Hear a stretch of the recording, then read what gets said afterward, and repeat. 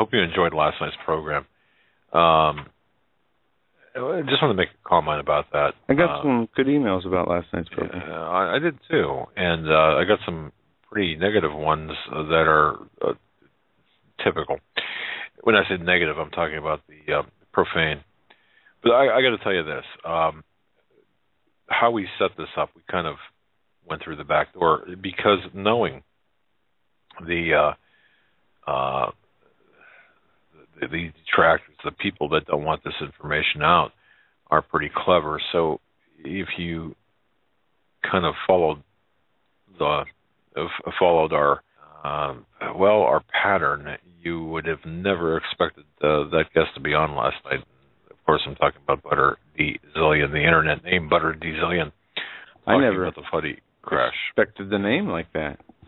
No, for purposes of anonymity, we did not obviously use the real name, but it was such an interesting show that I was playing part of it last night. The first hour, I went back and listened to part of the first hour, and in doing so, I actually learned more than I did while I was listening live. And that usually happens. We do play the shows back, once or twice, and shows like that with a lot of technical information and a lot of reliance on images and YouTubes and if you visit her blog, it's right on. You go to HomelineSecurityUS.com. I have not had a chance to update the website today at all. As a matter of fact, folks, you know what? It just does my heart good. I had the distinct honor, and I mean this in every sense of the word, honor, to be able to eulogize my mother-in-law this morning, who passed away, and of course, she was buried this morning. Also, for the showings before the funeral, you put together a fantastic DVD. All these pictures of great memories with great Bible scriptures that you picked out for the different pictures and captions, and it was really well done. You know that the people at the funeral home appreciated the fact that I made the announcement that copies of the DVD would be available in the funeral home gift shop for $19.95 on their way out. Feel free to pick up a DVD. I'm just kidding, of course. But I did say that to a couple of people in jest, of course. But it's a little bit of levity doesn't hurt when you're dealing in that type of environment. But folks, we got a lot of news and information to get to. Really, a lot of stuff. And things are happening. I'm still getting emails about my appearance on Coast on Saturday night. I think there's a lot of interest with respect to Ukraine, Crimea, what's really taking place there. And folks, Steve Quayle, and others have called it, of course, the intelligence insider called it long before. And, of course, that's saying after the Olympics, Putin was going to flex his muscles. And now we're talking, and all of this, please, you can't really talk about Ukraine and Crimea without talking about Syria. Now we find, Joe, you had let me know about this. Now we have got a Russian naval asset off the coast of Florida, correct? Did you receive the email for the show? I did. Okay, yes. We have an article, Watch the Russians Off Florida's Coast. And this article here, it's actually on a few sites, but it starts off by saying, well, some mock the Russians for always deploying tugs with their Navy. I've grown to appreciate it as I've now observed them using tugs effectively, both soft power operations and now military operations like trapping the Ukrainian fleet. It goes on to say, so the question is, why have the Russians parked their premier Northern Fleet naval tug off the coast of Florida? As they have a map here, and it looks about less than 100 miles off the eastern seaboard of Florida. And why are they there? Well, we have varying theories, but the ship is observing the launch of Falcon 9 SpaceX CRS-3 scheduled for early Sunday morning. from Cape Canaveral. That is the official narrative. If I can just tell you why, what are we doing to Russia, Joe? I mean, seriously, what are we doing to Russia? Well, we're opening various fronts, correct? Today there's news, Obama said he was going to sanction Russia. Well, Putin says, bring it on. And we have Putin signing, this is a very long article, Putin signed this is a timeline here, a treaty to annex Crimea as Ukraine's authorities' use of force. There was 2 soldiers killed in a base attack just recently today. The Ukrainian Prime Minister called the shooting a war crime and says that the Ukrainians now have the authority to use weapons as self-defense or weapons in their dealings with the Russians. Almost a declaration of war. Well, this is a declaration of war, at least for us spectators of the people. Yes, it is. And the troublesome increase of what appear to be hostilities is something we need to pay attention to. We also have an article, The Media War, the Battle for Crimea, that is important. We need to get into it. And I had a friend of the show and listener came in from out of town today, and we got to go out to lunch, and we had a nice time, and we were talking about some of these things, and he made a comment saying, between Ukraine and the Malaysian flight, I'm just so busy looking into these stories that the more I look into it, the more confused I am. I can't figure this out, and it's so frustrating. And as I was thinking, the whole plane of the Malaysia 370, the 777 plane that disappeared, I think it's on its 10th day, 11th day of being gone, definitely landed. I believe that the passports, stolen passports with the Iranian teenagers who used them were a diversion to make it seem like if they wanted to, they could sell the terrorist angle. Who can't find a 777 after 11 days? If it crashed, there would be evidence. If they wanted us to believe it crashed, they would have taken a junk plane, broken it apart, and threw it in the ocean and said, here's the wreckage. But we have nothing.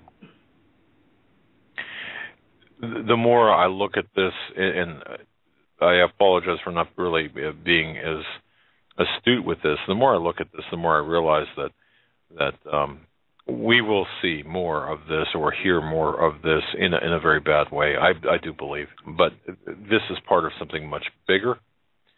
But let's get back to, we were talking about Russia and the United States and what's going on there, and Russian naval assets off the Florida coast. Well, what's that all about? Yeah, and I responded, just let me say this. I responded that we are stretching Russia out in terms of making them opening different fronts. Well, some by proxy, some directly. Well, if you've got a naval asset anywhere, it's going to require surveillance by our naval asset as well. So what Putin is doing is spreading out our military. Well, why would he do that? Folks, study history. We cannot be everywhere all at once. Being the world's policeman for the petrodollar, something's got to give, and something will give. Well, if we assume the role of the world's policeman, doesn't that kind of entail patrolling the world, no matter what's happening and when it's happening? But you can only do so much. I mean, so what we're looking at here is the intentional destruction of the U.S. dollar at the very core of everything that's going on. You see the IMF in Ukraine. You see puppet governments of the IMF in Ukraine. Of the global currency. Yeah, well, the IMF is that. And you see the turning over this because of, for financial reasons, for purchasing the future. It's about the future. And this is what this is all about. Because really what we're seeing is a tremendous game of, it's not a game, but we're seeing this tremendous play for the future. How much are you worth? I have no idea. How much do you want? No, I just want to know what you're worth. Over $10 million? Oh, my, yes. Why are you doing it? How much better can you eat? What can you buy that you can't already afford? The future, Mr. Gitz. The future. There you have it. That's from the movie Chinatown. It's about the future. Folks, go back to a charter for American-Russia partnership and friendship. Go back to the charter that was signed or issued by the White House on June 17th, 1992. You can find it at fas.org or just search American-Russian Partnership. This was signed by George Herbert Walker Bush, and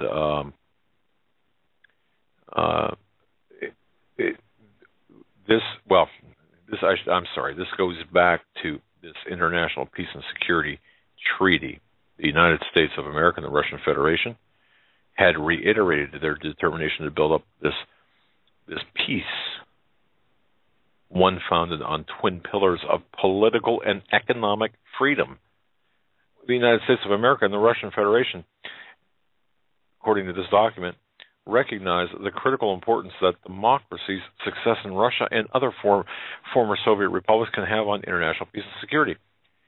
The United States of America and Russian Federation, proceeding from the basis of, get this now, mutual trust and respect, and a common commitment to democracy and economic freedom, and reaffirming Camp David Declaration of February 1992, the November 1990 Charter of Paris, the December 1991 March 1992. So what this is a reiteration and a confirmation of previous bilateral agreements between America and Russia. So if we look at this, if we understand that back in the early 90s that there was this financial partnership that was entered into, a charter for American-Russian partnership of friendship.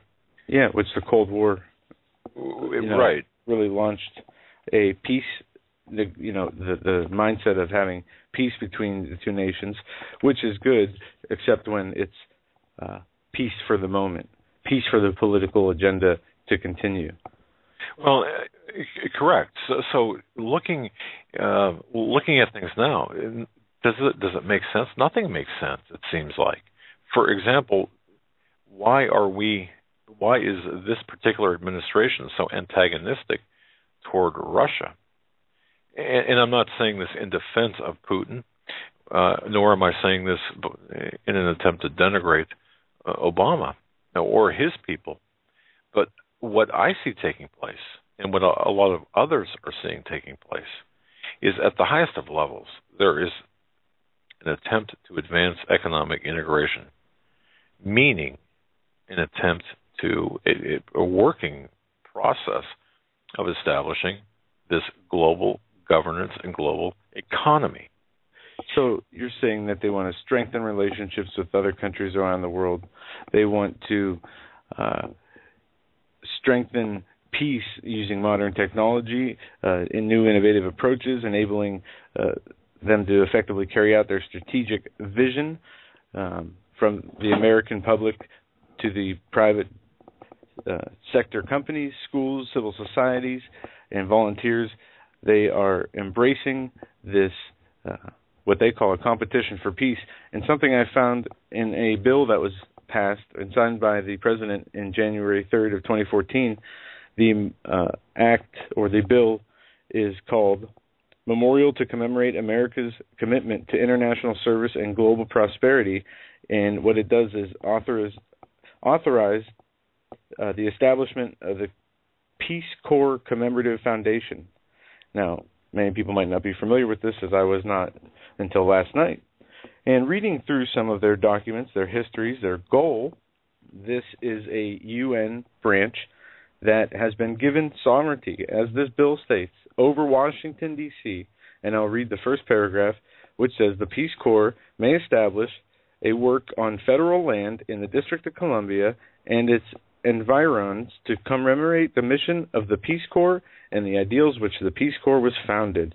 Compliance with standards for Commemorative Works Act, the establishment will be in accordance with Chapter 89, Title 40 of the United States Code, known as Commemorative Works Act. They're going to use federal or taxpayer funds, And the responsibilities are going to be to establish a negotiation of peace and compliance to that peace. Well, what you just referenced there, this going back to January 2014, is a global economic lineup, right? All countries, okay. So NGOs. What are we seeing? So why the war, or why this war footing? Why this antagonism in Russia, Ukraine, Crimea? And I love that most of our audience is going to understand this, because they get their peace through war. They get their order out of chaos. There we go. End of story. Now try to explain that to someone that really doesn't have the background that this audience has. Yeah. Say they're going to establish peace through a world war. People will say, how do you even know anybody would be left after a world war, let alone to establish peace? Well, these people have been planning for millennium, and the people in power now are only carrying out agendas that were established since the foundation of nations. And that's right. What we have to do is we have to look back or step backwards. We have to step back and look at the bigger picture here, because what we're seeing on a global scale, behind all of the illusions of war, and don't get me wrong, war could break out. One misstep, one misfire, one accidental discharge. I mean, there could be war. And if look at Libya, Egypt, Iraq, I mean, all places we either overthrown dictators or engaged in war with troops on the ground, now to have retracted from the war, or other individuals and powers of those countries, now they've all deteriorated back to civil war. Correct. And this is what really is setting the stage for the global economic and global governance and, well, this one world order that we're seeing. But people are stopping short of really looking at the bigger picture. What they're seeing is, okay, Crimea problems, Ukraine problems, Russia exerting the influence over these sovereign areas, or especially with Crimea, not understanding that this is all a stage play, that what we're seeing here is for our benefit. Now, there will be wars, there will be fighting taking place, but that's not the end game. You're correct, Joe, when you said order from chaos. But we are breeding this chaos. The West is breeding this chaos. Exactly, and knows this. Obama is the perfect example of injecting chaos into the Russian-Ukrainian situation, as he has imposed sanctions and warned of further sanctions against Russia. And he says that he is quoting himself. He's saying, "This is the will of the Ukrainian people." Judy McLeod had written a very good article here. Obama's tough talk is nothing more than a weak appeasement policy. It's called, the article is titled Spar Wars. Obviously a play on Star Wars. And I bet a foundation of that all talk is the Red Line in Syria example. Somewhat. You've got to kind of really understand the backdrop, but proletariat to Vladimir Putin, she writes, banning U.S. senators and officials from visiting Russia, including Senator Durbin, is a colossal waste of time. Obama bought and paid for senators and officials are far too busy working to bring down the United States of America to bother visiting Russia. And she's 100% correct. If it's a socialist state you dream for America, Obama has already done the job. Now, I haven't talked to Judy in probably by phone in probably well over a week, but she understands this. Since 2008, U.S. senators and Obama officials have had their very own land of the czars, and the state of its health is getting more worrisome by day, she writes. Holding world, and this is key here, in my view, holding world attention. The spar wars between America and Russia is mostly garish window dressing. I love the way she writes. That's well said, yeah. Yeah, and we're not for, and she gets her jabs in, were it not for Obama's metrosexual signature, we could write off spar wars as boys will be boys. I get that. Well, I found an interesting article here that it's not just the United States, Russia, and Ukraine. Turkey has a claim from a treaty, and this is very interesting. Under the Ottoman Empire, there was a treaty with Catherine the Great. If Crimea declares independence, it returns to Turkey. A Turkish newspaper yesterday reported the Autonomous Republic of Crimea announces its independence, then it falls under Turkish rule. This is being reported by Press UA or .ua with reference to Espresso TV. Based on what the author of the article wrote, this is confirmed by the agreement which was signed 230 years ago by the Ottoman Empire and the Russian Empire. There are going to be claims like this. Obviously, you see Turkey turning away from NATO and going into Russia's arms, into the arms of Russia.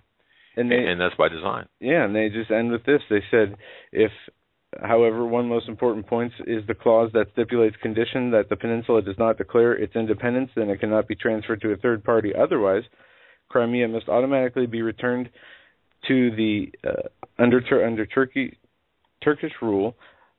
Otherwise, they would have to officially declare the treaty null and void before anybody else makes any claims on this land.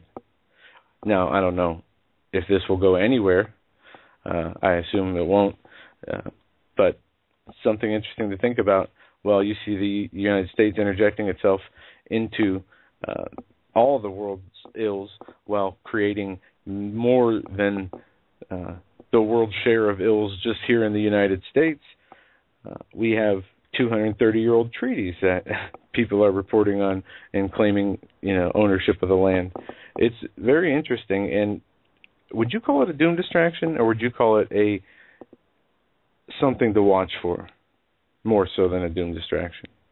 Well, I think it's part of both. I think it's part of the magic act. I think it's part of the illusion. Look, what we did, for example, we have to go back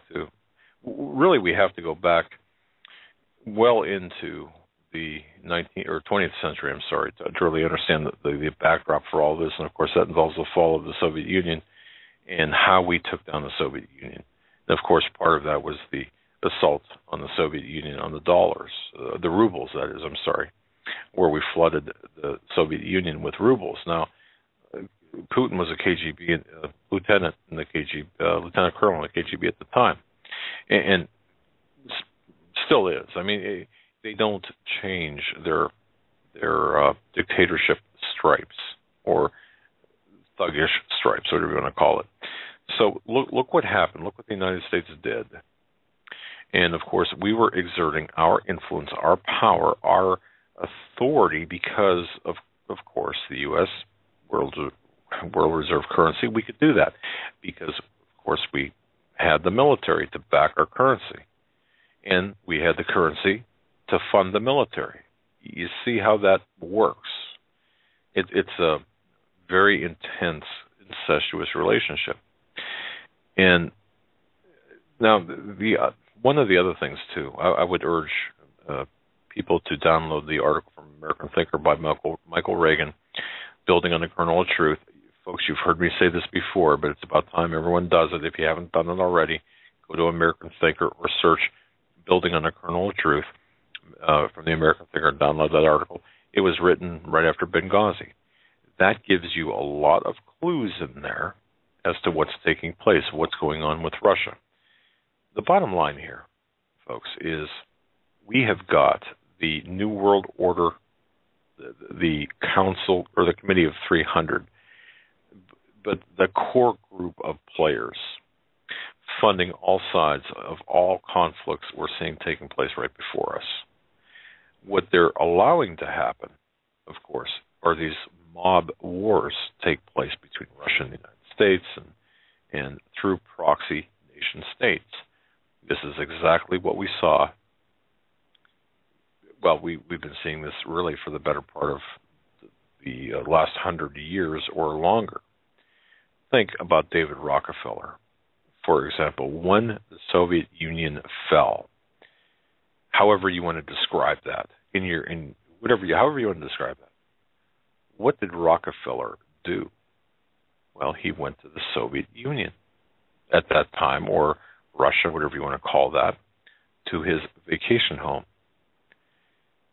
and he set up shop there. What does that mean? Well, you're looking at the funding, the creation, this huge game of world risk that's being played, yet people are dying. Their wars are being fought. Just go forward in time a little bit to Somalia or to Bosnia. Things are taking place. People are, in fact, dying because of Western. When I say Western, I'm talking about the U.S., the UK, France, Israel, and even Saudi Arabia. Everything is being reshapen. The world is being reshapen. The balance of power is going from the West to the East. And as much as it looks like we are fighting for the existence of the petrodollar, of the U.S. dollar, and to some extent we are, it would be like polishing the Titanic. You're making the dollar look good, drawing more countries into the U.S. dollar, establishing the federal effects of the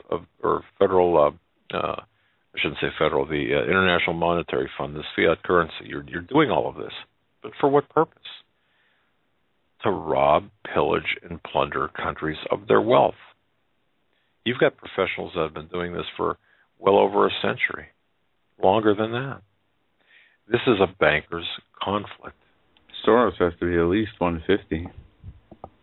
Yeah, I mean, yeah, they pass on all their information on how they conduct their business, the means that they go about acquiring and disturbing what they need to disturb and acquire what they need to acquire.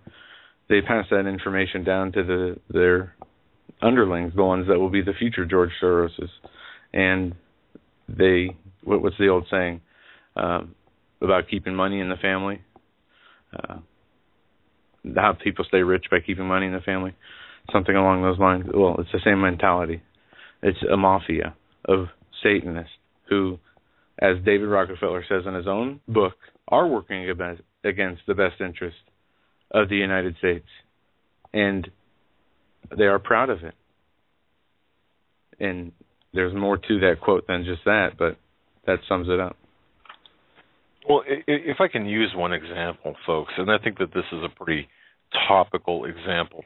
If you go back to January of 1980, and I do believe all of the answers to the questions that we have about the current events taking place today can be found in history, and in recent history, how things were modeled and shaped for what's taking place today. For example, Zbigniew Brzezinski, you go back to the Carter era. Well, go back to January of 1980. Brzezinski remember the Iranian hostage crisis. Brzezinski used that hostage crisis to promulgate the so-called Carter Doctrine on the Persian Gulf. Now, remember this? The January 1980 State of the Union address, where Brzezinski insisted against all objections on the inclusion of one critical passage that was given by Carter in that State of the Union address. Now listen to this. Then this came out of Carter's mouth. Let our position be absolutely clear. Any attempt by any outside force to gain control of the Persian Gulf region will be regarded as an assault on the vital interests of the United States of America, and such an assault will be repelled by any means necessary, including military force. Now, what was that all about? Folks, that was about oil. That was about the free flow, or the ability to assure the. Now, he was taken to task by many people during that period. Some said that, since it was a folly for him to actually make that statement and take the position, because he was actually throwing down the gauntlet to the Soviet Union in the most provocative way possible. What are we doing today? Is this not an extension of the Carter Doctrine? And if it is, who's behind it? Well, we have to look no further than Zygmunt Brzezinski. Well, now, today, however, don't we have Brzezinskis in the media that are actually protecting the flow of information and censoring and molding, perhaps, at least in my view? Of course. You mean like his daughter? Oh, perhaps, yeah, his daughter. And another Rockefeller quote, we are grateful to the Washington Post and Washington Times for keeping our meetings in the dark, because if they were exposed to the bright lights of publicity, they would never have been able to be successful. Well, exactly. But now think about that statement made in January of 1980. Did this so-called Carter Doctrine, which evolved from that one statement, really provided the basis for every action in the Persian Gulf region over the last, 50, well, I shouldn't say 50, over the last, since 1980. Even the first Gulf War, to knock Iraq out of Kuwait, and even the current Iraqi war. So, who set this up? Brzezinski, who essentially is the founder of the policy that's being carried out. Well, it was carried out by Bush Sr. in his capacity as the head of the CIA. George W. Bush, in the fact that he actually, and also Iraq, Bush Sr. as president, knocking Iraq out of Kuwait, and continuing on, or previous to that with the CIA, but also George W. Bush by attacking and occupying Iraq. So Brzezinski, if you look at this, look at that statement from 1980, look at what's taking place today. It's the same template, and in this case, the same player, that being Brzezinski. And don't forget, remember, folks, the Desert One situation? Remember, as the hostage crisis in Iran continued, the Carter administration attempted this pretty desperate military action, this rescue mission, and it went very badly. We lost helicopters. It was a bad PR thing with the country. It showed us as a weak nation. But what was behind that? This attempted rescue mission. Well, we see the fingerprints of Brzezinski as being the architect of that and other military or U.S. Military, U.S. I don't like to use the word imperialist, but at this point, nation building, I should say, in the Near and Middle East. This is what's taking place right now. Folks, we have to understand, and I believe this to be true based on all of the research I've conducted, we have to understand that what's taking place now, Obama is a figurehead to the extent that he was created. He's a creation of our intelligence agencies. Created, trained, formed. Right. Yes. And just look back at Obama, and some people will say, oh, Obama's the greatest president ever, and in fact, I had endured, I'll use the word endured, a number of days with somebody who just thinks Obama is the greatest. And I mean outwardly and aggressively. There's no middle ground. But is he not a creation of Western intelligence? You heard last night, for example, all of the chicanery, all of the mischief that surrounds Obama, from his birth certificate to the individual, as we spoke last night about the woman who was reportedly killed, allegedly killed, or believed to be dead, Loretta Fuddy from the water landing. Isn't that suspicious? The only person, the gatekeeper for the birth certificate. So all of this to say, we don't really know with any degree of certainty the origins of Barack Hussein Obama, Barry Soetoro. And I believe, based on all the information, and this also relates to what's going on in Ukraine and Crimea, we have to look at him as being a Manchurian candidate of sorts, and maybe that's not the right phrase, but certainly a creation for this very moment in time.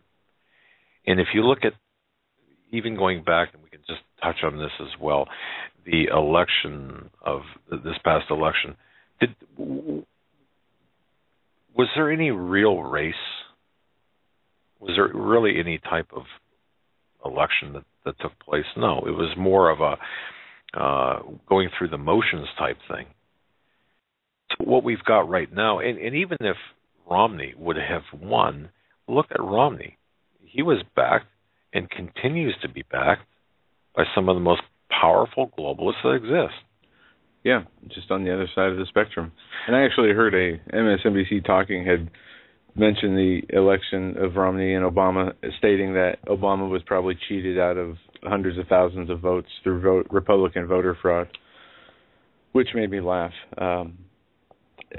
And I think we all know, the 100%, 110% of the population of the votes he got in Ohio, Obama did, and all the anomalies. And we don't trust the electronic voting machines since they're outsourced to be counted by Spain, a country not affiliated with the United States. I mean, our systems are so corrupted to their core, to their foundation. And it's not just the voting systems. It's not just the political systems or economic systems. It's the human systems. We've corrupted ourselves. And I was talking with Greg Jackson today before the show, and we were talking about a few things that he's been going over. And his book, Conservative Comeback to Liberal Lies, he's rephrasing it, and putting it in both in the right place. The liberal lies on the one side and the conservative crap on the other, I guess we can call it.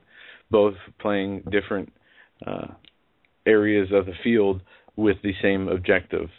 And both are corrupted. And we talked about this the other day, 8% approval rating for Congress. People continue to remain in power.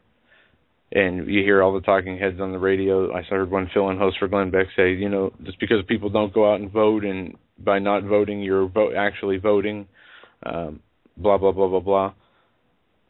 But I'll tell you what, if these people want a person to be elected to a position, all the voters in America going out to vote won't stop that from happening. No, you're exactly correct. Somebody had asked in an email, I just had glanced, and they wanted to know some of the institutions who were behind some of the actions that we see taking place today. And I thought that was a pretty interesting question. And last night, if you recall, the guest that we had on mentioned somebody attending the Albert Einstein Institution. Well, if you look at the chess game that's being played today, and you look at the coup plotters, the people who are doing all sorts of things behind the scenes, it's interesting. One organization popped up, and that's the Albert Einstein Institution, known as AEI. They have and continue to play roles in recent years in the training and deploying of youth movements to help prepare the conditions for coups across the world. If you want to know where a lot of the demonstrators come from, one might look at the Albert Einstein Institution. By the way, this group, which is funded by, you want to take a guess who's funding this? The person with a whole bunch of $1 zillion? Of course, it's George Soros. Well, through his foundations. And guess who else is funding this Albert Einstein Institution? The United States government. this is just one group. In fact, the Albert Einstein Institution, their report, and I looked this up to verify this, their report back in 2004, their mission statement, the mission to advance the worldwide study and strategic use of nonviolent action in conflict. That's just a fancy way of saying, well, we're going to throw demonstrators into the mix, paid demonstrators, to sway public opinion and to stir things up. So what have we seen? We've seen a bunch of little brush fires. Well, if you're in them, I suppose classifying them as brush fires might not be the way to go. But you've got numerous individuals and organizations who are interested and active in the potential of nonviolent struggle. These new technological weapons that they have, sound weapons. I'm looking at a 2012 executive branch publication. Right, this plays into it. Go ahead. The wireless spectrum, they call the master zoning plan, how to remove people from certain areas without actually going in and having to take them away. See, okay, and that's very good, and I'm glad you brought that in at this point in time in this discussion, because what we're doing is dispatching these weapons, co-opting other NGOs of other countries. We'll just use Egypt, for example. The opposition forces to Mubarak grabbing these non-violent weapons through NGOs, covered NGOs, non-governmental organizations or entities, and using them to their benefit. So there you've got that. That's the method you're looking at. Now we're still looking at people. Let's go to the International Center on Nonviolent Conflicts. That they have been very heavily involved in numerous coups, uprisings. And if you look at their website, the International Center on Nonviolent Conflicts, well, they develop and encourage the use of civilian-based non-military strategies to establish and defend democracy and human rights worldwide. At least that's the pretense. Did you say the International Center for Transitional Justice? International Center on Nonviolent Conflicts. Oh, I'm sorry, nonviolent. Okay, I have a list of the top 100 NGOs, according to Global Magazine, and this is from 2012. And some of them in here are very interesting. The Clinton Health Access Initiative is in the top 20. And stop right there, because, ladies and gentlemen, Clinton, Hillary, and Bill both are globalists to their core. They are heavily influencing others in Washington and in world affairs.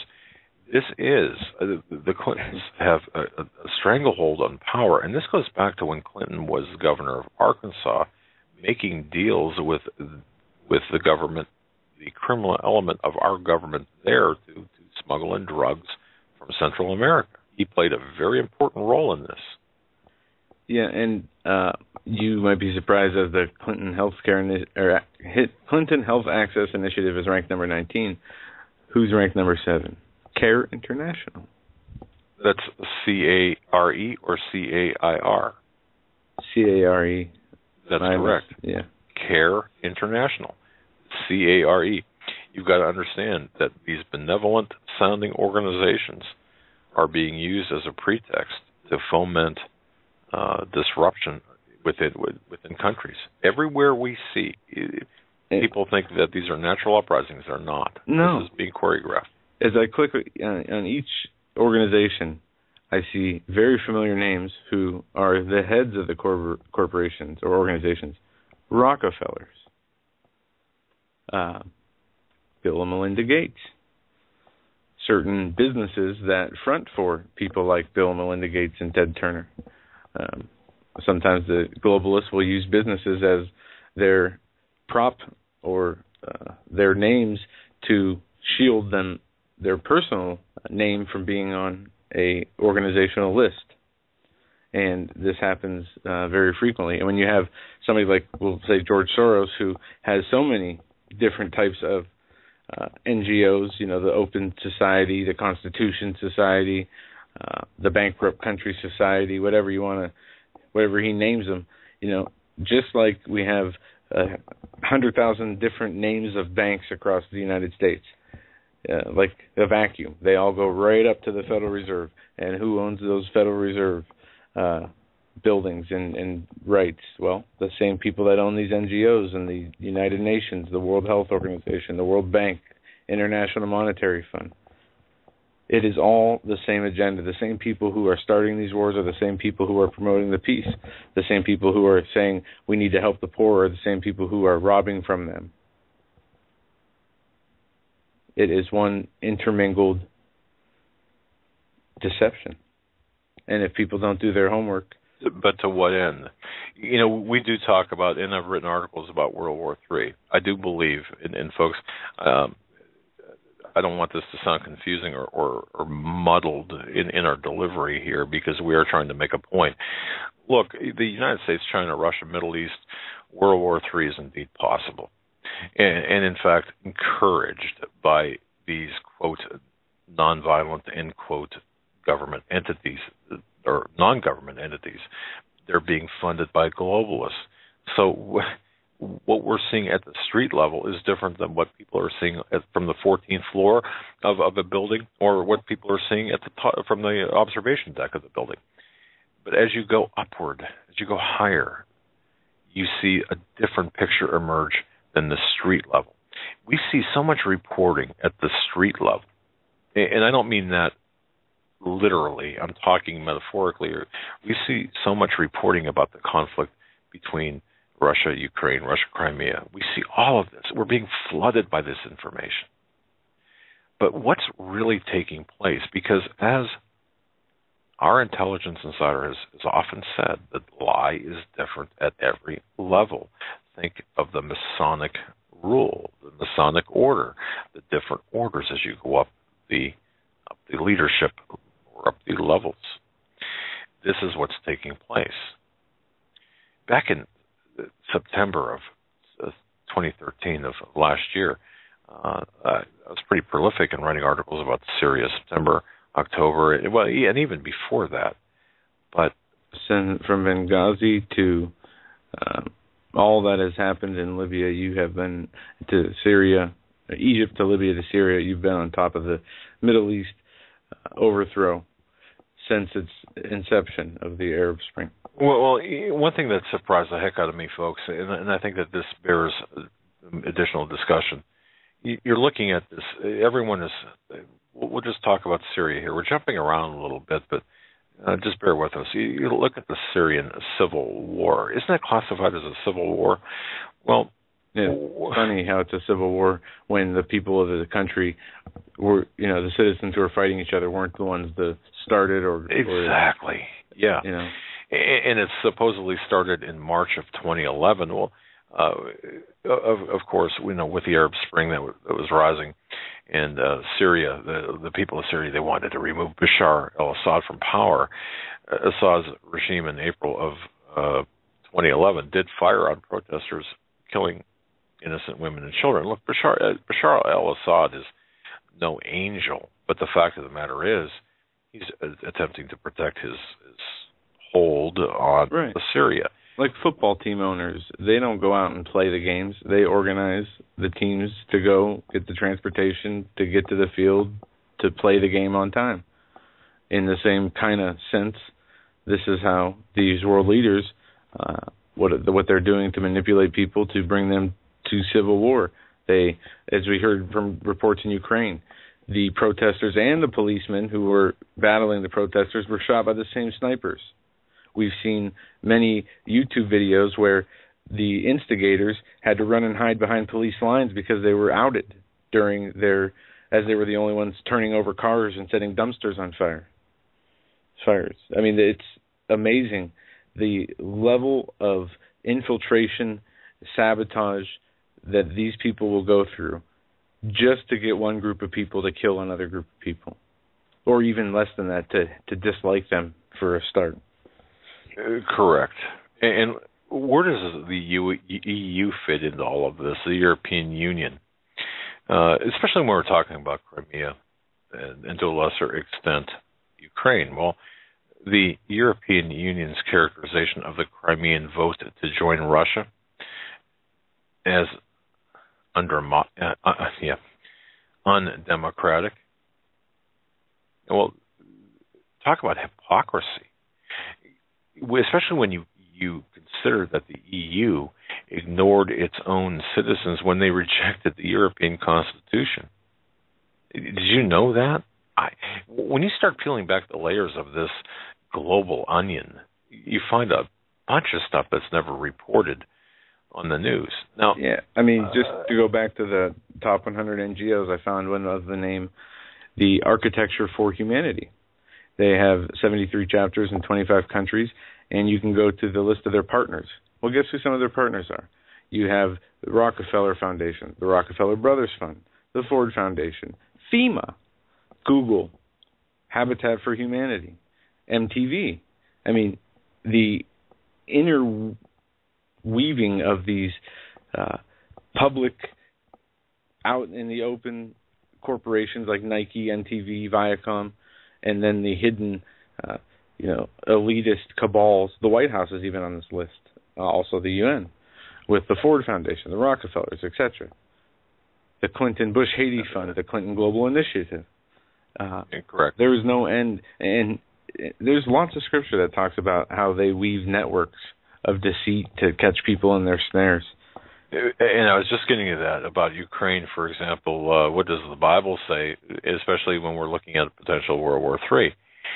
And you've got to look at this from not only a historical perspective, but also to be true, really, to current events.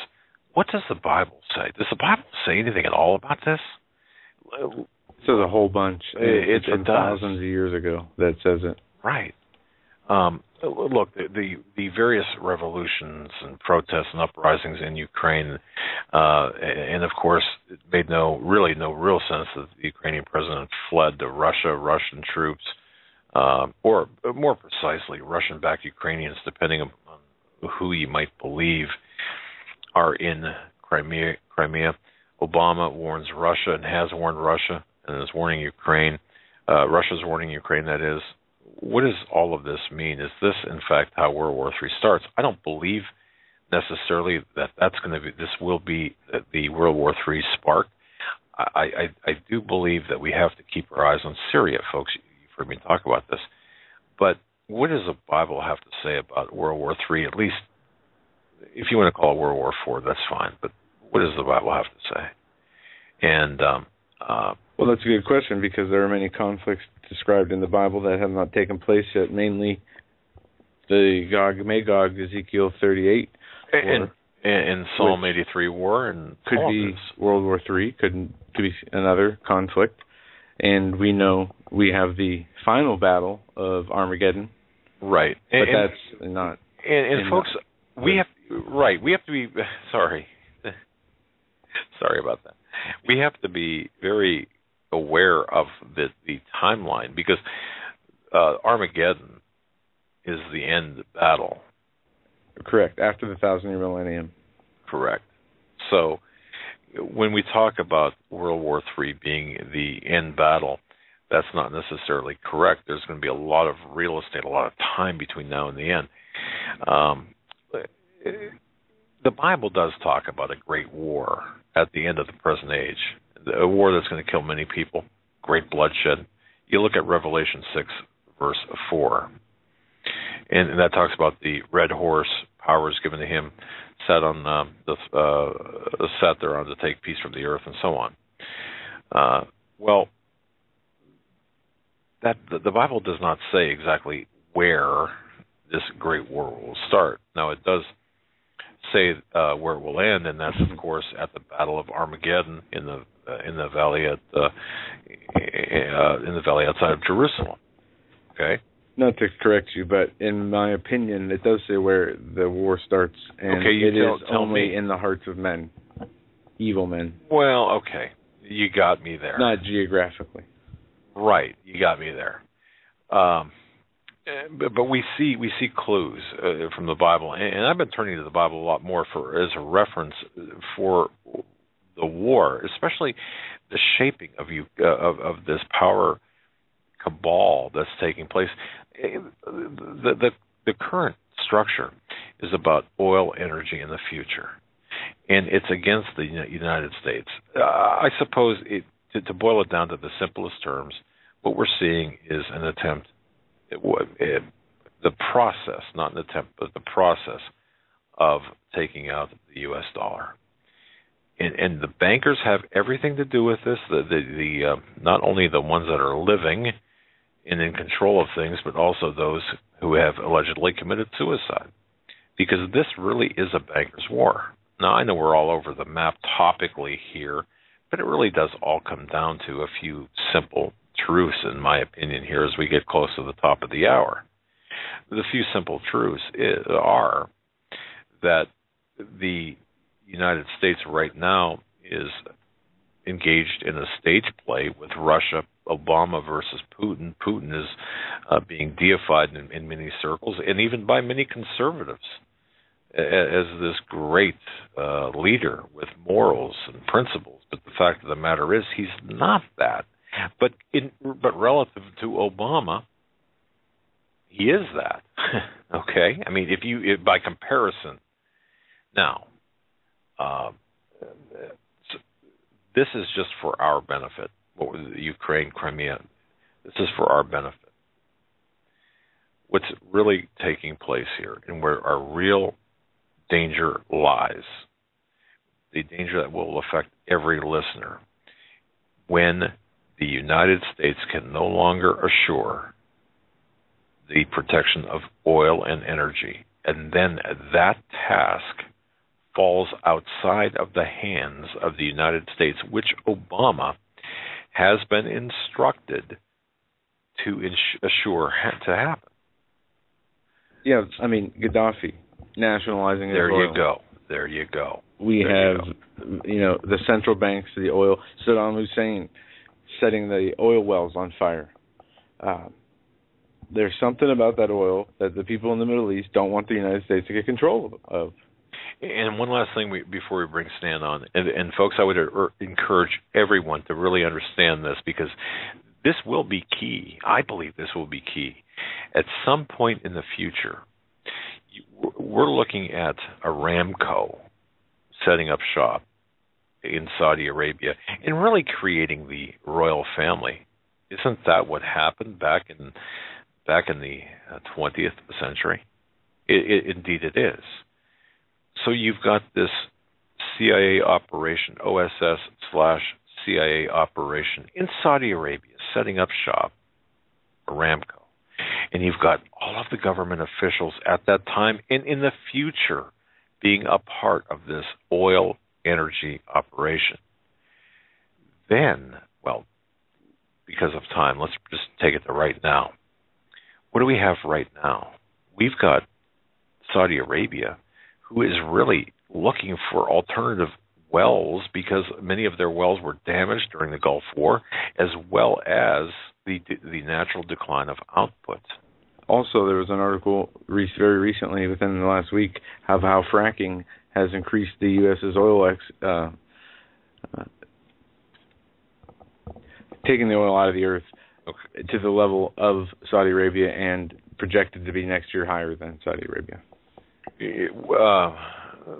Their oil drilling processes, yes. However, not fracking necessarily. It actually cited fracking. Okay, yeah, I know, and people will say, well, wait a minute, to have that discussion would I get that, but we'll just say to extract the oil. But here's the problem between the oil here in the U.S. and the oil overseas, aside from the type, grade, and use and what have you. What is termed, and I learned this from W, of course, and verified this through additional research, the lift cost, the cost of getting it out of the ground. We'll just use this as an example.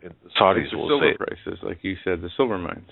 You can sell it for less than $20 an ounce because of the cost of mining it. Right. At some point, you've got to say, wait a minute, you can't be taking a loss. Well, Saudi Arabia, they have the lowest lift costs in the world. In other words, getting the oil out of the ground is exponentially cheaper, less costly than it would be for the United States. But the Saudi oil wells damaged, declining in output. Now the Saudis are looking for other oil sources of oil. And of course, oil-rich North Africa, that very special region between Benghazi and the eastern border of Libya, the eastern border of Libya, very oil-rich. Isn't it convenient, if not non-coincidental, that that's where the U.S. doing Saudi Arabia's bidding did strike, and of course, we took over Libya, and of course, who's got control of that oil? Also, when we speak about oil, and I'll close with this, watch what George Soros is doing. Watch where he's putting his money, and if you look at where that's taking place, where's that taking place at? Off the coast of South America. I said all that to say this. Don't look at Ukraine, Crimea as merely the end of or this period where this is going to be decisive. It's not. This is a game of chess. There are moves, and these globalists are thinking 3, 4, 5, 6 moves ahead than even what we're seeing. It's that important. This is about the future. This is about ultimately shaping the entire world into these economic regions that will be managed by this one world government. That's the ultimate objective here. And everything is pushing, whether it's the IMF in Ukraine or whether it's the Russian ship off of Florida. Look at the bigger picture. Look what's happening. It's an attack on the sovereignty of the United States, yes, either directly or by proxy. And the key words to their global peace is peace and safety, peace and security, goodwill, and so much more. But we're up against the break. We're going to come back with our very own Indiana Jones, Mr. Stan Deyo, as he is joining us in his regular Tuesday spot. One of my favorite guests and one of the smartest men I've had the pleasure of speaking with.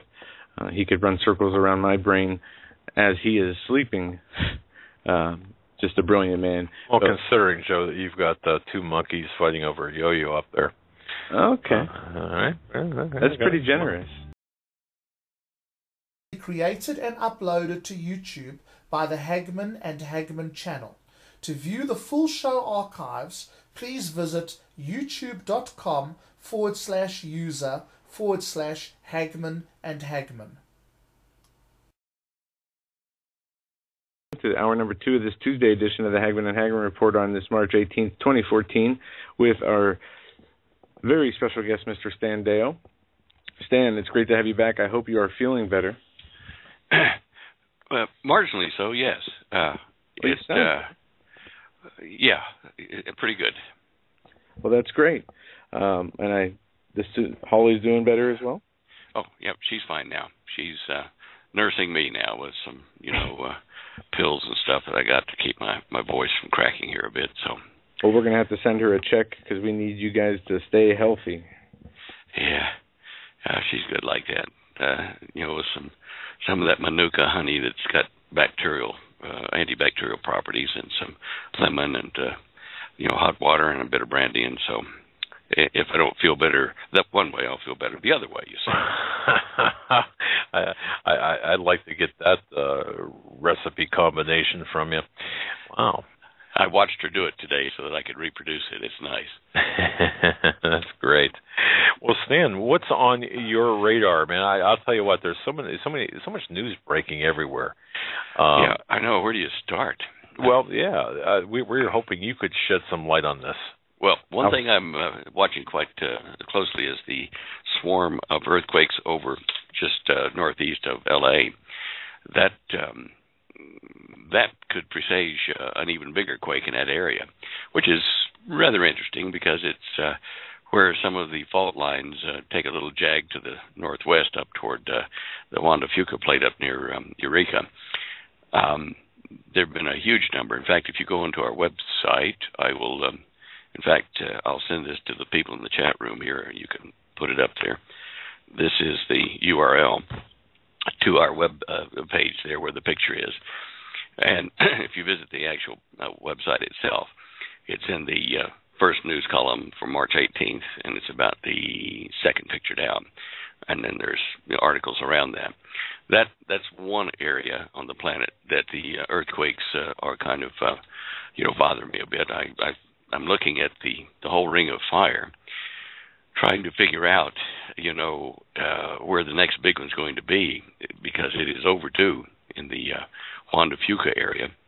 But, it could be overdue for another 10 or 15 years, but these things do seem to be coming up from Chile and Peru up to our area here. And experts and geologists have been warning about a major quake in the west-northwest region.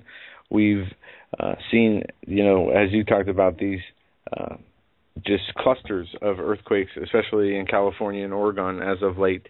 And what's interesting to me is the depth. I've been paying attention to the depth of earthquakes for a while, and I think we've talked about this in the past show, but a depth of 10 kilometers seems to be pretty universal of quakes 4.5 and above across the world. No matter where we are or where the quakes are, that depth always pops out at me. Is there anything significant that you know of that would cause the same depth to reoccur so much in so many different places? Well, like we've discussed a number of times, it is my hypothesis at this point that the planet is expanding. It's part of a natural aging of planets as they slow down their spin. And that would expand the Earth, the diameter of it would get larger. We see evidence in the geological record, which is pretty much now an accepted theory, that at one time the Earth was about 25% smaller in diameter. And then all of a sudden, or over a period of time, it expanded to split the one landmass, Gondwana land, or whatever you want to call the early landmass, split it into the continents we have today because of the stretching of the outer layer of the mantle of the planet. Now, these shallow earthquakes at 10 miles deep are definitely in the thin outer layer of the planet's mantle. The deeper earthquakes, 35 miles and below, down several hundred miles, they do happen, but they aren't being stretched as much as the surface, because the surface is further away from the center of the planet, and hence the stretching is more pronounced on the very surface of the planet. Anyway, that's why I think we're seeing more shallow ones all over the place, and why we're seeing sinkholes, because the thinness of the mantle as it stretches is starting to relieve sideways pressure on the dirt and rocks, and causing areas that would normally withstand the water intrusion around them to fail, because the pressure isn't there to keep the water back, hydrostatic pressure. Looking on the earthquake map for the last, week that USGS puts out, you can see significant earthquakes in New Guinea and north of New Zealand, up in those islands there, near the Kermadec, and you can see them in southern Japan. These are big ones in clusters, and of course we all know about the ones in South America. I mean, those have been enormous in number and magnitude, and that's the one I've been kind of watching, because we're now starting to see reasonable-sized quakes, in the 3 to 4 Richter coming up through the Central American area. And Mexico City, just had one that was a Richter 4, but in that area we see Popocatépetl. I couldn't even say that sober, but anyway, it's a volcano, and we know that preceding major eruptions of volcanoes, you will see a cluster or flurry of smaller earthquakes. Now, is that going to happen up in California, in the Los Angeles area, or is it going to happen, at the bottom of the Juan de Fuca plate, where we're seeing right on the it's like a ridge that goes across the North Pacific, left and right. The Mendocino Ridge. It goes right into the top part of California, Eureka there, but it also forms the bottom part of the Juan de Fuca Plate. And, we've had a 5.2 there in the last week. In the last hour, we've had a 3.1, a few others before that are around the 3 to 4 magnitude. But they're all in an area where you don't want to see them. The Juan de Fuca Plate is where the biggest pressure on the West Coast is building up, that northwest, that what they're warning about. And that could be a Richter 9 or greater. And that's just like, yeah, the damage huge. From that. We'll say, 50 miles off the coast. I don't know what a good distance would be for maximum damage. But a 9.0, Northern California, right between Oregon and Northern California, what kind of damage would we be looking at?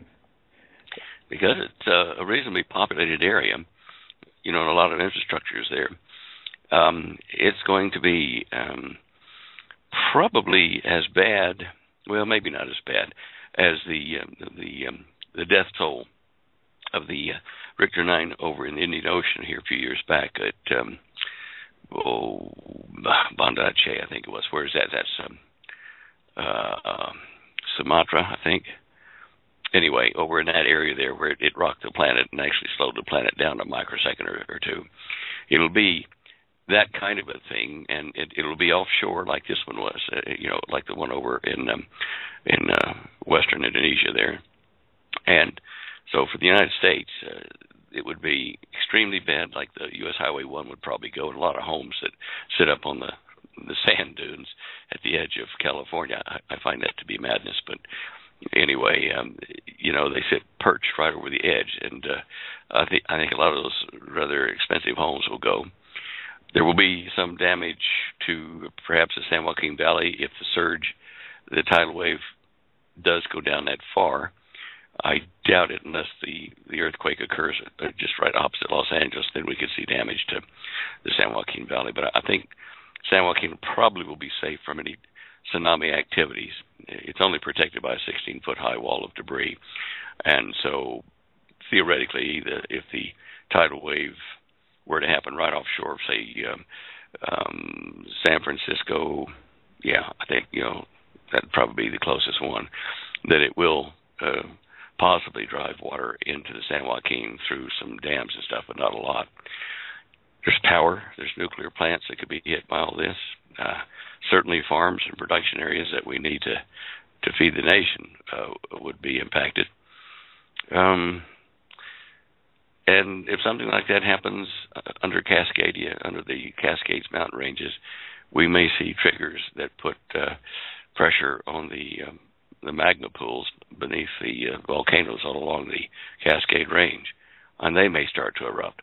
So a quake in this area is going to have some rather interesting repercussions, and I'm not sure that anyone could positively say which ones will be prominent and which ones will occur.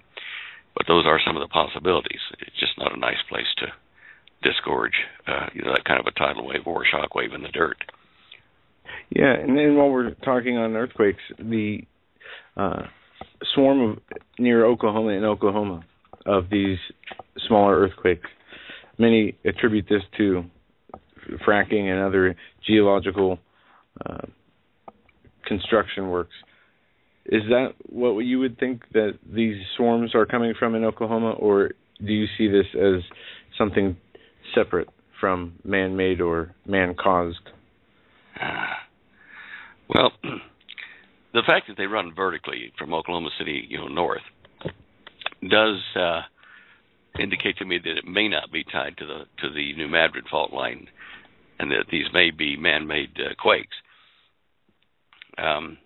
They go up into Kansas just briefly, so they start at Oklahoma City and go north up into the middle of Kansas and up just 50 to 100 miles. Is that fracking? Well, I had that URL I sent to you. 2 or 3 shows ago. Remember, we were looking at the fracking. We could see it on a live plot showing where the fracking operations were going, and we could see that a lot of those in Oklahoma were centered right in the area where these these smaller quakes are going. So I guess what I'm saying is it's a nuisance. It may disturb groundwater to wells around the area, but other than that, I'm not sure I'm as concerned about that as I am at the moment about the northwest of the United States up there. Okay, interesting. I'm looking through the links that you did send before the show. Well, Stan, given the activity, the increase in activity up there, are we looking at the potential for something happening? And I know you don't have a crystal ball timepiece or whatever, but don't be too sure. He's a great inventor. Well, yeah, but don't these things happen, build up to like a crescendo? Can you tell, for example, that we're getting close to something larger based on the smaller events that you talked about? It is possible. If you talk to the USGS personnel, they will say, yes, it is possible. They don't know whether it's 5% of the time, more or less, but a small percentage of the time, these clusters or flurries of earthquakes can lead to a bigger one within a few hours or days. If that's the case, we should be seeing something this week in the northern California region there at the very tip of the Juan de Fuca Plate. If you look on the USGS 7-day plots, earthquake plots map, you'll see an outline of the Juan de Fuca Plate there and that little toe that sticks down and stops at right outside Eureka in California. That's where these earthquakes are occurring. I haven't seen that in a while, so I guess we'll kind of watch it. If we get through this week, then we'll say, well, maybe that was just a local flurry of some little aftershocks or something from the one that occurred up in just where the toe hooks onto the rest of the body of the Juan de Fuca Plate that occurred a few days ago, on the 13th. So, yeah, flurries in unusual places, watch. And the thing that kind of really gets my attention is going back to South America on the west coast, in Peru and Chile, Ecuador. These areas here are pretty active at the moment with some significant sized quakes. Unfortunately, the tidal wave or tsunami type damage is minimal, if any, there, if they had any. So even though they prepared for it, I don't think there was a lot of backlash, but there's certainly a lot of aftershocks in that one down in northern Chile area. Let's watch the next few days and see what Central America does. If it starts to have one or two big ones, and particularly Mexico City, I'm interested in that. That might indicate some serious plate movement, which could eventually cause a lot of volcanoes along the west coast of the United States and down as far as Mexico City to start erupting at the same time.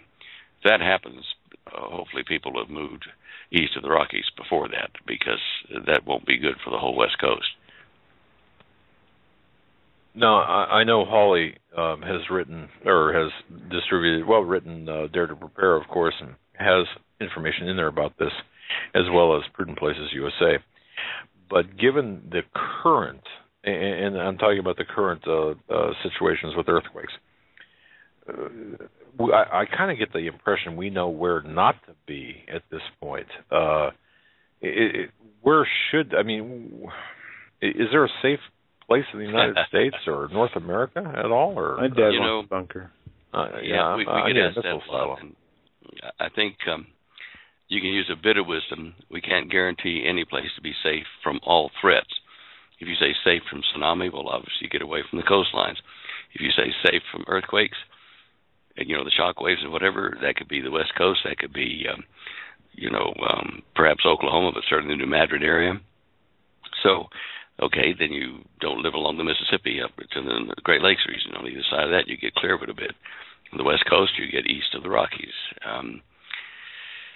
If you look at weather at the moment, since the climate appears to be changing and the weather is chaotic and severe, I don't know that we can rely on our statistical, results for tornadoes, hurricanes, ice storms, temperatures, winds. I mean, right now Colorado is getting clobbered with windstorms, and they're so bad that they're moving mountains, and I mean mountains that cover houses, of tumbleweeds from the prairie over into the inhabited areas here of Colorado. Colorado Springs, Pueblo County, where we are. It's an ongoing thing just to catch these things and try to burn them, because they pile up on the sides of houses and cars like snow would, but they're just a little harder to handle. Okay, those kind of anomalies will be in a lot of places. You can deal with tumbleweeds. About the only direct problem, other than being a nuisance and a fire hazard, is if they blow across the roads in front of traffic on the highway on I-25, for instance, and they blow across at a speed that looks like a rabbit or small dog running at certain times of the day, and it causes cars to swerve or put on the brakes suddenly if they aren't, adjusted to tumbleweeds blowing in their path. It's just an automatic reflex. And so, other than that, in our area here, that's our anomaly, and plus drought, extreme drought. So, would you move here to Colorado? Don't know. Would that be a safe place? Well, it's where we are. It's where the good Lord put us, but that doesn't necessarily mean it's a safe place. It's just where we're supposed to be for this period of time. You can use common sense. Get away from the coastlines. Don't sit on top of fault lines. Don't build on top of fault lines. Try to get into a median temperature range and rainfall range on the historical records, and hope to goodness that the climate change keeps it somewhere in that range for you if you're going to endure and grow crops and things. But that's why Holly got that Prudent Places, a USA book that's on CD-ROM and USB drive.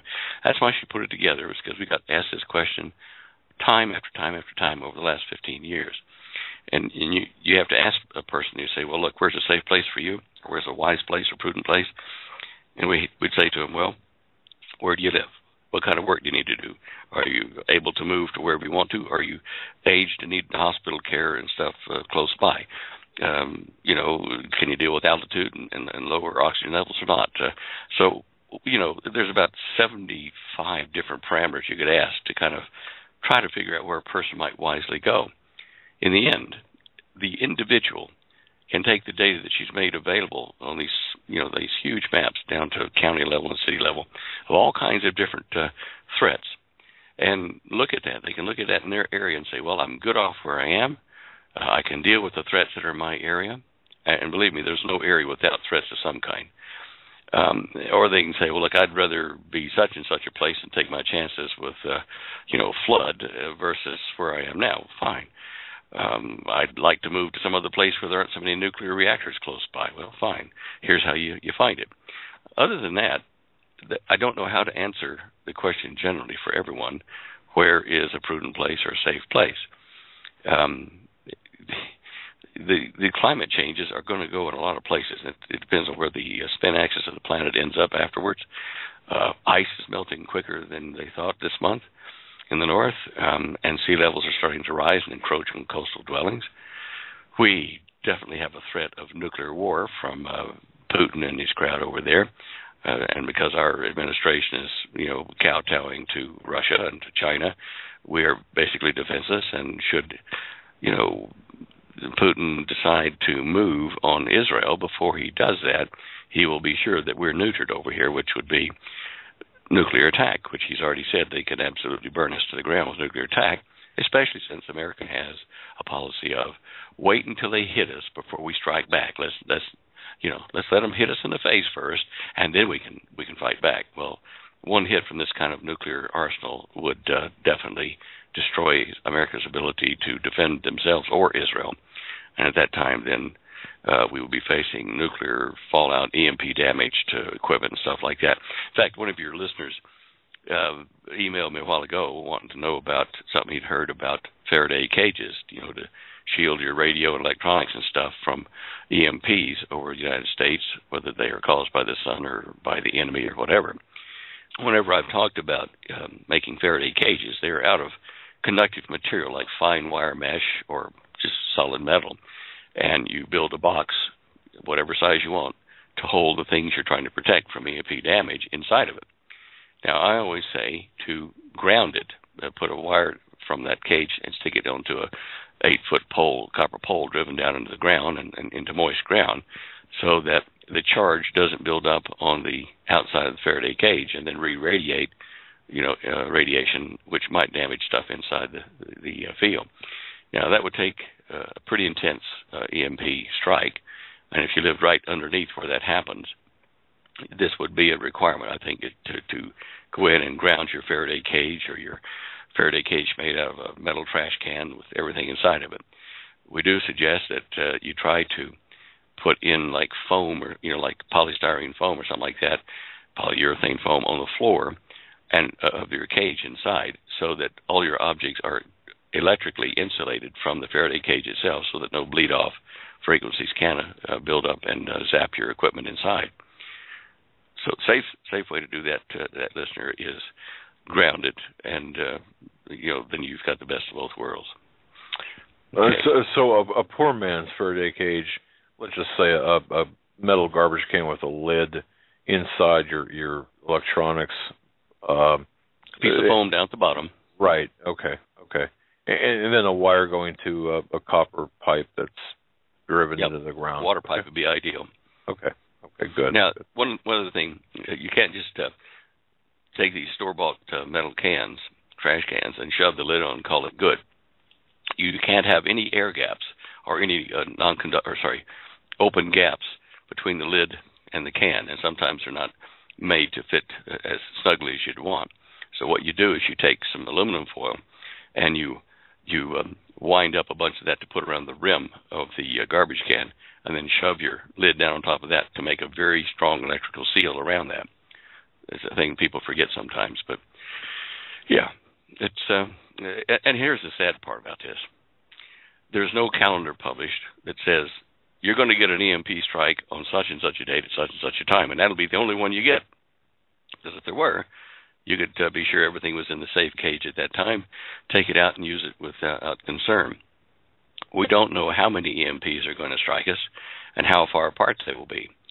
So you may want to look at, a couple of garbage cans or 3 with backups of backups of backups if you want to try to get through all those, because they're going to catch you with your pants down if you're not careful, and they'll zap what you're using once you've taken it out of the safe can and after an EMP has already hit.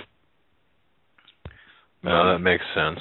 And Stan, I got to tell you, I've got a lot of emails wanting me to ask you to address, the current geopolitical situation. I mean, there's various questions in among the emails I've received, having gone through them, and you referenced them just moments ago in your discussion about Russia, China, United States, and so we've got probably, I would say, I don't know, 12.5 emailers from all across the world, including one from France and one from the UK, wanting your assessment on what's taking place with Ukraine, with Russia, with Crimea, with the United States, Obama, Putin, that whole shebang. And so I thought I'd throw that out there because you did reference that earlier. Yeah, Putin needed another seaport there to help him in the Middle East. He's playing a long range game here, and I think Cyprus is another place where he's located a base. With those two as seaports, it gives him a great deal of control over his troop activity in the Middle East and in the Mediterranean. I think that was one of the major things he wanted to have it for that. Greece, Cyprus, yeah. The one in Cyprus is probably the best one because it's right close to the action, but it could also be a target for strike back by the Israelis. So he wanted probably a backup base. That would be my thought on it. I could be wrong, but and there may be also some financial reasons. I've heard, oh gosh, he's going after the 20 tons of gold or something they've got there in I don't know whether it's in the area where he's talked about there or not. I'm just checking something here. Give me a second. Crimea may hold it, or I don't know where it is. There's some question about where the gold has gone before Putin struck, and we don't know whether he actually got it or not. And that certainly could be a motive to take not only Crimea but Ukraine itself. Anyway, I'm just looking at something here. Okay, and I'll just put this question on deck for you to address whenever you would like. I've gotten, well, a dozen and a half on the topic I just mentioned, but I'll tell you, I can't even count the number of questions, people emailing me. In fact, it started last Thursday, Friday, in earnest, wanting us to ask you about the missing aircraft. So we'll put that question on deck, given what you know right now. Can you just repeat that? I had some kind of audio thing override my system here. Did you hear it while you were talking? No, I didn't hear it. I could hardly hear. I thought we'd gone to some kind of commercial break or something. But wow. Yeah, no. We received since late last week. I've gotten just a lot of emails. In fact, a couple of people urging me to send the emails off to you. But a question on deck here: what happened to that missing 777? In your knowledge of what we can see, what radar can see, and because there are so many wild theories out there, but are they really that wild? So at some time when you feel the time is right, we've got a lot of interested people wanting to know your thoughts on, shouldn't we be able to find or know where this aircraft is? So again, at your convenience when you think the time is right. Well, look, at the moment, I'm as in the dark as most of you about what really happened, and if it's an ongoing issue, or whether they're all dead or not. I've heard the things, about, okay, its engines kept sending reports to the satellite for 2 hours after it went off radar, and, one report showed 20 employees of a particular company that did a certain kind of chip research. It was quite unique, but their Asian staff 20 of them were on board, and they thought it was Tesla technology, and so they took them out because of that. I don't know. The problem is that the reports just don't jive between, the Asians and the Americans and Chinese reports. I mean, who do you believe? What's true or not? There's something very odd about it, because they're not adding up to even similar reports or, explanations at all, and there's no debris, no oil slick. The Chinese have been the only ones that thought they saw, a piece of wing wreckage, and that hasn't been verified either, from one of their satellites. Right, that 73-foot piece of debris or something. It was, or two pieces, but they have since reportedly ruled that out. But the questions that I've received have been interesting insofar as, we've got all of this surveillance technology where the NSA they can listen to everything that we're saying, and they've got surveillance everywhere. So if we are to believe that we live in a surveillance planet,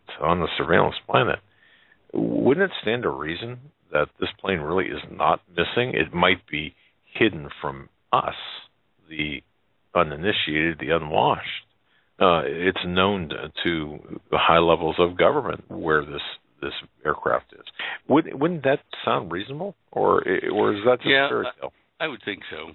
And then again, you say, well, okay, they've got all this technology, but they've lied to us before. They lied to us constantly for various reasons they can justify. Is this another one of those things where it's better that we don't know? I mean, I can't figure out why it would be, but I do think that the plane would be detectable, especially over that area, because I know that we monitor a lot of the area in the Indian Ocean for, military reasons. So it must have been on somebody's radar or somebody's detection equipment, especially from orbit. There's so many satellites there, and if you watch TV, all these CSI and military shows, whatever, they punch a little button on their keyboard and they task a satellite to go over and photograph an area, which would do that. But now the problem is that satellites, to get high resolution photos, we don't have enough satellites, I don't think, to make videos real time of the entire planet. They may, but it would require a satellite, an orbital satellite there, in the Ocean or Bay of Bengal area there to track that. And since we do have military interest in the Indian Ocean there, maybe they would have something that covered it. I just don't know, because that kind of information is so classified that we'd never know it unless we were working for them. So we'll just leave it at that at the moment and hope somebody breaks, the story of the truth of it. CNN's been doing an excellent job from disappearing in midair to extraterrestrial involvement to, I mean, you should hear some of the things that are coming out of that network about what happened to this plane as it dominates the majority of time since it's been missing of their TV station. And this is from articles I've read of people reporting on how bad their reporting is. It's amazing the amount of different theories that are out there about this plane. Did you ever get the names of the people in the airliner that crashed in the Pentagon and disintegrated? Did they ever list the bodies? I didn't know a plane crashed into the Pentagon, but Barbara Olson being one, I believe. Where were the bodies? I mean, I didn't see them taking bodies really in any great number. And, the same for that one that didn't make it to the White House that crashed, vertically went down, where they said, let's roll, and they never seemed to find any of the bodies of that either. Just kind of makes me wonder what happened to the people that were scheduled on those flights. Where'd they go? In Flight 93, it left a smoking hole in the ground with nothing else there. Stan was referring to. Yeah. The name of it, yeah. I got to tell you, Stan, on September 11th of during the attacks, I was on the phone with a gentleman in an office across from Cleveland Hopkins Airport, and he was describing to me a plane on the ground. It was away from the main terminal. It was near a building. It was described like a storage building, but it was the type of plane that was hijacked, surrounded by a small SWAT group, and they were taking the people off of this aircraft. Now, what I got to tell you, Stan, I've never. Now, this was an eyewitness. I mean, in fact, I just talked to this gentleman today, and it was kind of funny because we had referenced that conversation on 9/11/2001, and he said, look, I know what I saw, but there was no reports on the Cleveland Plain Dealer, no reports on the Cleveland in the Cleveland media, none whatsoever. And so his question was, what was that plane, and who were the people, and what happened? So, given your reference to, where the bodies and what have you. Yeah, you got to wonder whether they, to be like that, that show about they never went to the moon, where they took the astronauts over to a secret place where they were going to kill them. Did they take the passengers to a place and disappear them permanently, or what? And that's the biggest problem I have with this missing flight. You see the people holding the signs out there, pray for Flight 370 and family members, which we haven't verified them to be for sure family members, but if there are 239 people out there missing family members tonight because of that plane, they got to really be asking themselves some serious questions and asking the government some serious questions, because if it was one of my family members on that plane, I would be livid right now, because none of this makes any sense. I know. There's no explanation. There's certainly no closure. It's just not right. There's something wrong. Should we be spending our time, or I shouldn't say spending our time. How much interest with all the news out there? It just seems to me something about this Flight 370 is very well. Everything is troublesome about it, but there's something different about this. Should we be focusing at all on this, or is this just a mere footnote in the news stories that we're looking at? Well, I hate to say footnote, but is it as important as what's happening in Ukraine and the Middle East? Probably not, unless it's some kind of a butterfly effect that we're not aware of. Well, yeah, and I didn't mean any. I didn't mean anything, because obviously we're talking about human lives and family members, and the humanity aspect aside, what's going on here. But yeah, because at this point, Stan, don't you find yourself having to triage news stories? I don't know how else to describe it. Triage events, global events, and looking at what's most important and how these events interrelate. Oh, yeah, of course. Holly does it more than I do, and I go through how she's separated into the three columns there, the types of news that we ought to be looking at. The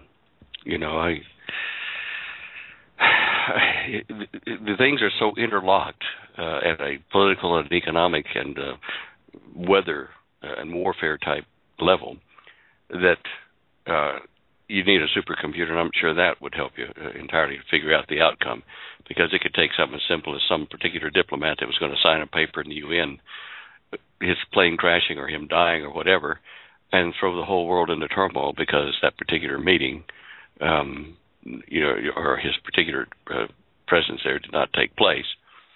And, so I do worry that small events among those top 4 or 5 areas of triage, I know it's 3, but the top areas of interest or potential threat, those things just, they're very important. And you got to watch them all and be right on top of it, which Holly tries to do every day, except the weekends. But me too. I spend a lot of time going over news, and the more I learn how to do it, the less the time I actually spend on stories like this flight. As I was eating lunch with a friend today who came in from out of town, and we were talking about this, and he said, I spent all week on paying attention to Ukraine and to this flight, and I'm basically more stressed out and confused now than I was when the stories broke. And this doom distraction, this whatever it takes it's almost like a beta test at some level to see what captivates the attention of the most people, to misdirect them at one way, like a magician, while they're doing something with their other hand. We know that they do that, especially when there's like economic problems. They might have, what the latest Hollywood hero has been taken to jail for, and you spend a week on that, and miss the real issue of the global economy's collapsing or something. Exactly. Yeah, it's maddening, and that's why we do, and folks listening to this, when we have Stan on, I mean, obviously, talk about at the genius level with respect to Earth events, and I'm serious.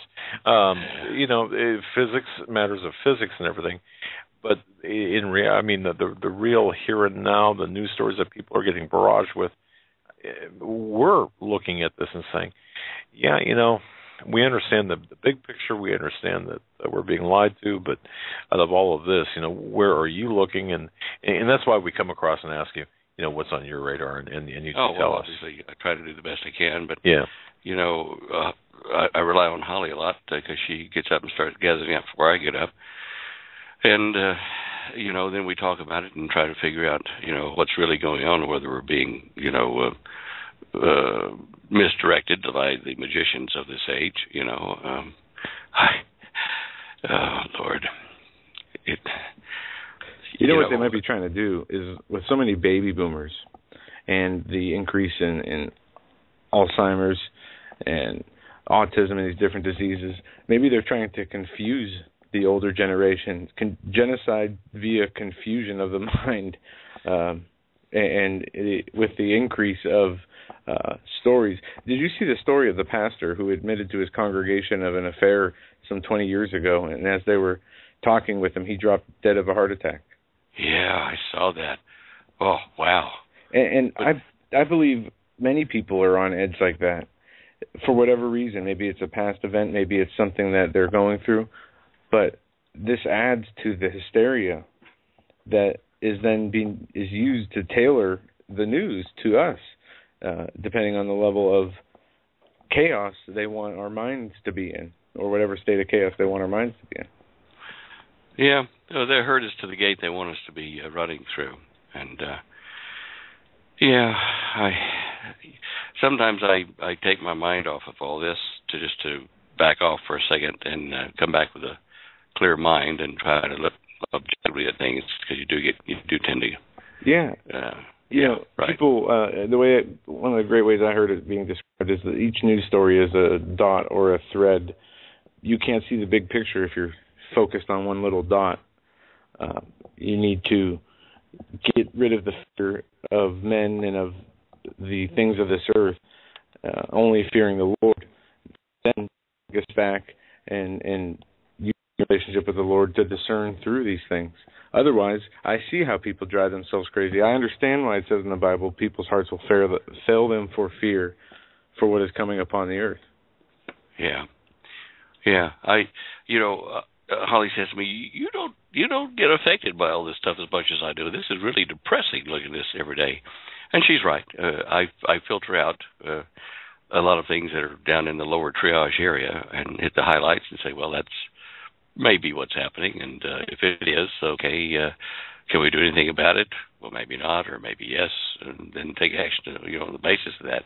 I guess I'm a little more pragmatic and just kind of, look at things and think about it a bit.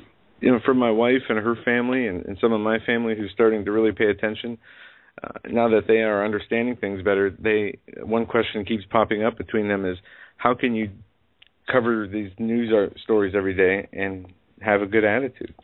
And it's definitely nothing I've done. It's something the Lord has to have done through me, because I was never one to be patient and discerning and taking my time. But there is a point you reach where it's all, as I wrote in the chat room, it's all noise. And aside from a very minute % of things happening on the earth that are important, those are all drowned out by all the other noise that's around. And well, that's a good example. I mean, a good way to say it. It's the noise level. Yeah, and it's getting much louder, and it's getting louder at a faster pace. And, we have people sitting on their edge of the seats waiting for an economic collapse at any second. We have people basically living to the parameters of the world rather than living to the example of Christ. Yes, I suppose that's true. And certainly, even without looking at the news, our daily activities, family and job and stuff and entertainment, can become quite demanding on our time and our attention. And that just adds to the noise that you were saying a while ago. Good grief, we've already gone almost to the closing time of the show here. It is always as fast as a blink of an eye when you come on, Stan. That's why you're always staying over late. We can't get through half the questions we need to. Well, all right. I have a listener question about the precious metals market. We've seen gold has continued to rise and is at a year high. And do you see the metals continuing to slowly, or at least gold continuing to slowly creep up there as other commodities are also rising in price, even with the manipulation?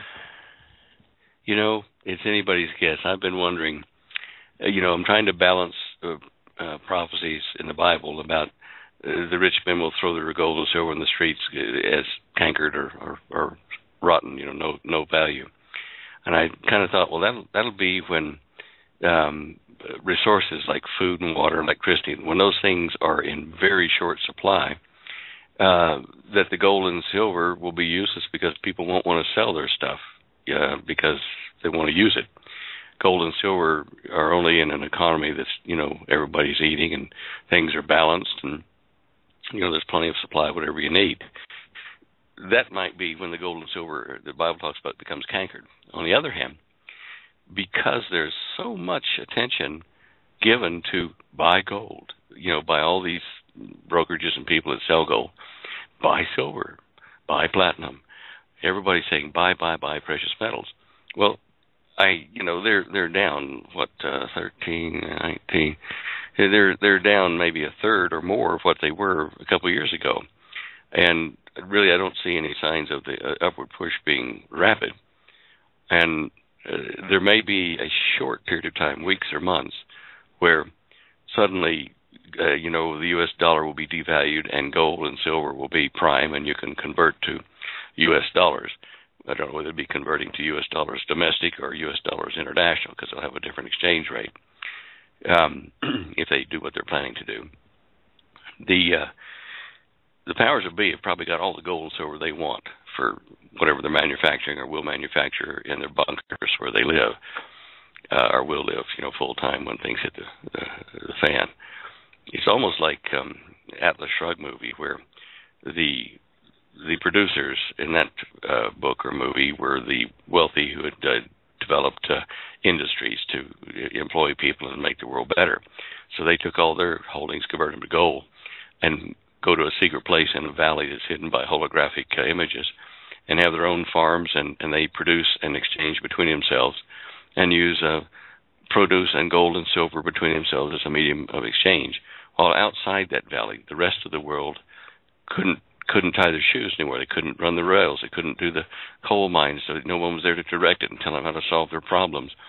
And they just let the rest of the world eat itself and die, and just diminish the population hugely until the time that the producers that Ayn Rand wrote about in Atlas Shrugged would come out of their valley and help reestablish the world on a basis of you work, you earn. You slack off, you don't get anything. And this is kind of what I see happening with the gold and silver. I think it's being, siphoned off into secret deposits. And that, with the alternate energy that they've got in the back room and transport and saucers and whatever, is what they're putting away to wait until the greedy people of the world die off or realize the value of actually working for what you consume. And at that time, they plan to step back in and control the planet and try to avoid, the situation we're in now, where the greedy and lazy are predominantly in charge of the planet, and they're just consuming more than they produce and leaving a small amount of us to pay their fare. That I can't argue with, but the idea of going back to a dictatorship under those people is not exactly what I would consider a smart move, unless it's the good Lord himself in charge, and then that's the best move. But yeah, and then a lot of people have issues, when talking about gold and silver, but the way I understand it and look at it is like a vehicle or something you need in case of an emergency or in order to get something done. It's a means to an end. But there are many people out there that put their faith in that to save them. And the scriptures are very clear, that we came in this world with nothing and we will leave with nothing. Yet so many people cling to the things that are in this earth as though they are valuable. And it is just, it's hard for me to fathom that these evil people not only want to gain the whole world and its wealth and think they're going to live forever. What don't they want? I guess is the question. Well, I can't understand a lot of people that just say they would rather just go on the dole or on the Social Security or whatever rather than work. I mean, Social Security, if you're elderly and you've done your time, okay, fine. But these generational families that get food stamps and handouts from the government think, well, I'll sit home and watch TV all day. Why do I need to do anything? Those kind of worry me. They're really not contributing, and they're in greater number than those of us that are contributing, and that's the concern, that we will be. Well, they will cause us to collapse. Is what it amounts to.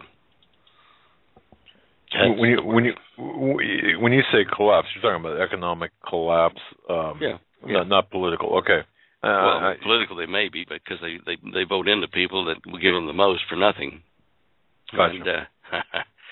And, I think we could say that about the current administration for sure. That's very true.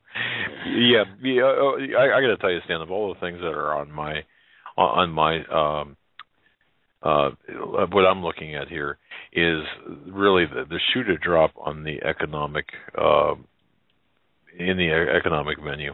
I really think that would have to create some sort of a series of domestic events that would usher in. It would be like a 9/11 on an economic scale. That's what I'm looking at from my personal. Yep. Look, this year, 2014, I think is when we're going to see the major moves in the world economy toward a doomsday collapse. Globally, it's just, yeah. It almost has to be at this point. I've heard it said, and what's your take on this, that the Illuminists, the ones that have the satanic agenda, they've got a kind of a drop-dead date in mind, whether or not it's certainly not for us, the unwashed, to know. It's for them to know. Are we playing against some sort of a drop-dead date that they've got in mind, that they want to have all of their plans accomplished and agendas done and everything? I'm sure they are. And I'm pretty sure with the computers they have in the back room, which will be massive supercomputers, that they have been gathering data and building models, monitoring various resources on the planet and human activity and prices of various commodities and nuclear proliferation, energy. They probably have a zillion priorities and their parameters that they're using, and with that they can say, well, here's when the real date for oil depletion in the United States and Saudi Arabia and China, Russia, whatever, and this will affect such and such, which will affect crops.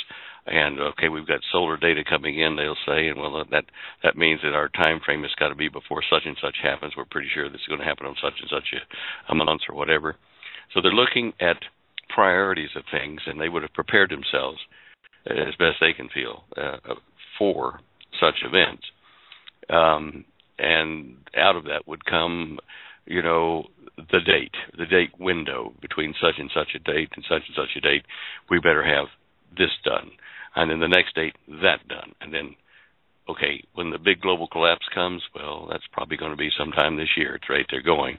Only they know, and they're prepared for that and have moved us toward that. And when they've got enough of their chips in place where they're happy they'll have control of the situation, then they'll push the button, and the world economy will go in the toilet, and people will panic, and because it'll hit everybody sitting on the couch watching TV and everybody that's working, and everyone that depends on money of some sort to live will suddenly find they have none, and they've got to deal with what they've got in the cupboard and what they might steal from their neighbors that have more. That's kind of the mentality that's going to happen.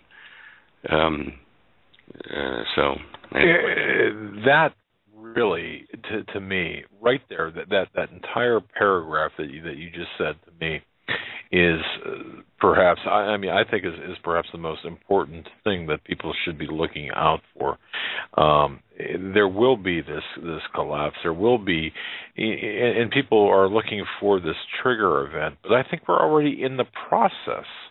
I think that trigger's already been pulled. We're just waiting for the bullet to strike. People are expecting a huge, earth-shattering event when there are, daily regional shattering events taking place right before our eyes that are being overlooked in place of that one big event. Yeah, I know. Everybody's kind of holding their breath. I just don't know why we haven't broken down into civil mayhem at the moment, rushes on food stores and stuff by so many people being, unemployed right now. It's just, you and I, we're eating, but we're certainly not getting rich. And those folks that have no backups out there, they're going to be kind of unruly, putting it mildly. Yeah, exactly. Wow. Well, I'll tell you, Stan, we covered it once again. It's so great to check in with you and to kind of see what's going on with you and in terms of what you're looking at. Oh. Listen, you might put in your what do you call it? Your the room, listening room there. Your chat room, yes. Chat room, right. Put in those links I put in there just for fun, something off of the doom and gloom, just to take your mind off of it. I put in some links to high-speed photography. one of the things that I'm interested in time-lapse photography, whatever. And you'll see some interesting water drops experiments in slow motion. And there are a lot more on some of the pages I've put in there. You can look at other things other than what I selected. But it shows you an interesting thing when water drops into a puddle, how it, ripples out and how the drop comes back up and meets the next drop coming and they collide and all that kind of stuff. And the doggies are enjoying the show. And these things I find rather interesting to watch the videos because you see it, as it progresses slowly, the water drop comes down and makes the ripples go out. And I use a lot of these kind of things to formulate the paper I'm writing on gravity and the nature of the universe. I was trying to get one image up on the show images page tonight, which is I'm having trouble getting the server to accept it for some reason. But anyway, it was showing how galaxies, when you look at galaxies, how they spin and they have these swirling arms, but galaxies don't seem to form like orbits where you have a chunk of stars orbiting around the center galaxy. And you think, well, that's interesting. Okay, so it's spinning, and it goes around once every 200 million years. A galaxy spins around. Same density of space there that we're in here around the sun. But when we spin here, we're spinning, maybe 100 million times faster or something than the center of our galaxy. But we're not forming spiral arms. We're also moving, correct? Aside from the spinning, we're also moving. We're in one of those spiral arms of the Milky Way. Now, you say, well, okay, that's fine, but why didn't the same rules of physics apply here while the sun, any star, is spinning around within that galaxy? It actually makes discrete orbits where things have to orbit, but you don't see arms, or of dust and stuff. You just see discrete orbits. And then you look down, down, down, down at a zillion times smaller. And, when I say a zillion, it's about 3 to the 15th times smaller. But anyway, down at the core of atoms. And you look at the spin there, and what does that do? Well, now that doesn't have like single flat orbits. The core of the atoms are there spinning extremely fast, but they form shells, not flat orbital, planes, around the spin of the atom. They're spinning so much faster than we are, relatively speaking, to the galaxy. They're spinning so much faster in the same density of space that they form curls that make shells, and in those shells are little loops that form, and those are electrons. And that's why electrons there's not many of them in the first shell, but then there's more in the next, and those are because of the spacing of these spirals or these swirls in the shells that keep the energy that's an atom from hitting the next atom in that shell. And it's a function of how fast they spin in this density of space. And so even though the galaxy is bigger than we are by, a lot of times, maybe 100 billion times or 100 million times bigger. Anyway, because it's so much bigger, it cannot form discrete orbits, nor can it form shells, because space is too thin for its size, for the galaxy's size. When you get into spinning things in oil or in water, you'll find that you have to spin with a lot more energy in oil to make things happen, orbits form around the spinning rod or waves, than you do in water, because water is less dense. And so that's how I'm looking at the density of space and the spins in it. And anyway, it's something I am putting together for the next paper sometime down the road, if the Lord tarries. But that's why I thought these videos would be of interest to people, is just to see and study how fluids react when when energy is put into them in the form of a drop or a spin. Vibration, sound, it's amazing.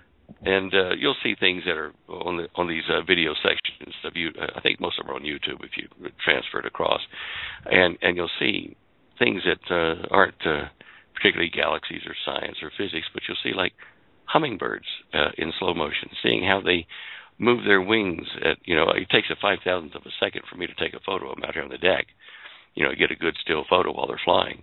But this guy did it with a video and, high-speed video camera. And you can see how they move their wings and articulate the airflow around them and tuck their tail in and stick their tongue out and get their food and come back out. But you can see what your eye can't see normally. You just see them zip up, stick a nose down in the flower, zip, gone away. But this shows you what happens in between, and it is just fascinating to watch. Nothing to do with politics or world economy or anything. It's just, I think Holly's going to put up that video, one of those videos tomorrow. And there's videos on a guy shooting a Glock, a pistol under the water to show what happens when you shoot a pistol underwater. And the bullet drops down to the ground within about 7 or 8 feet. Underwater it doesn't go very far. And it shows you, the gas bubbles that form, the vortex and all that kind of stuff, and the smoke rings underwater. Another interesting thing, you see. And so it's not like the movies. Say again? It's not like the movies where we see, somebody shooting at somebody in the ocean, who's down 30 feet deep. Yeah, ain't happening. No. You'll find it. Well, look, in the crime labs when they're wanting to retrieve a bullet to see if it's one used in the crime out of this gun, they'll shoot it into a water tank, and it's just probably 12, 15 feet long, and they'll go down and collect it. It'll drop to the bottom. The water is so much more dense than air. Another one of those things about density of space and water and how things react. And a bullet going into water won't go very far. Just too much resistance, and so it can't curl up.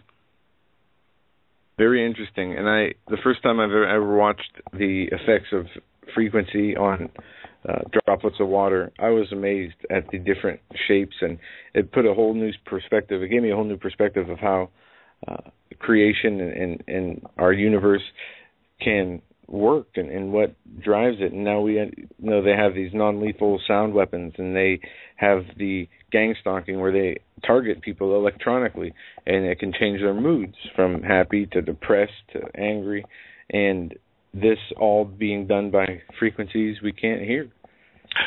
I tell you what, let's all make aluminum foil hats and ground them, and we'll be safe. Well, you're behind the curve on that one, Stan. We've had ours for a couple of years now. We're more than happy to make you one. Catch up. Dear. Oh, my goodness. Well, it's always good for a little levity, in these dark times. You got to take your mind off of it for a little while. That's right. Yeah, absolutely. Well, guys, I guess I've run over again, and well, it's always a pleasure. Questions later. Absolutely, my friend. Well, you take care. You do sound better than you did last week, which I'm thankful for. And Holly's doing a good job. Well, you keep drinking that magic elixir, I'll tell you. Yeah. Sounds great. All right, sir. Well, God bless, and tell everyone there we said hello, and God bless. Take care. All right, God bless. All right. Folks, that was Stan Deyo from StanDeyo.com. StanDeyo.com. It's so great to have Stan on. Remembering back in the 90s, listening to him with Art Bell. And to the third and final hour of this Tuesday, March 18th edition of the Hagman and Hagman Report. We just got done interviewing our Tuesday guest, Mr. Stan Deyo. His website, StanDeyo.com. For those of you who missed the interview, go back and listen to the archive, as it was fantastic, as always. We're going to hit a few pieces of news and then take calls for the rest of the show. Speaking of can you handle the truth, can you tell the truth? It has come out now that the NSA surveillance program has reached into the past, retrieving old phone calls, replaying them to listen to their content.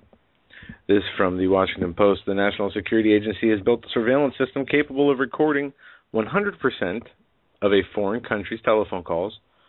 As the article states, I would imagine also, I would just say all telephone calls, enabling the agency to rewind conversations as long as a month after they take place, according to people with direct knowledge of the effort and documents supplied by former contractor Edward Snowden.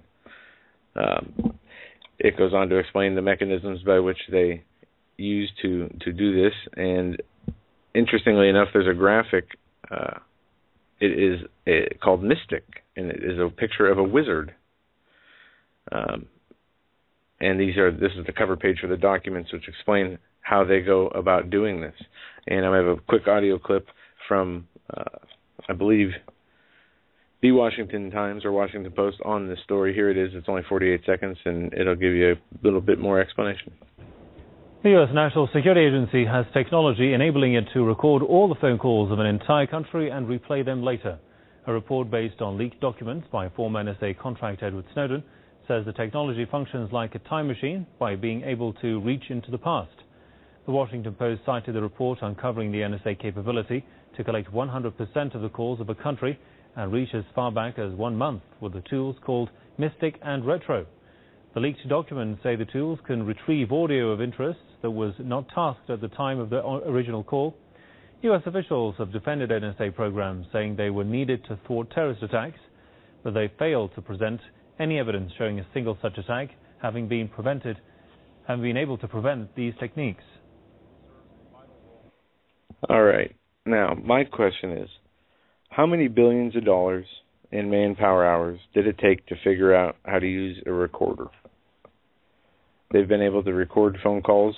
They've been able to record audio for decades upon decades, even being able to project it onto small electronic boxes called televisions.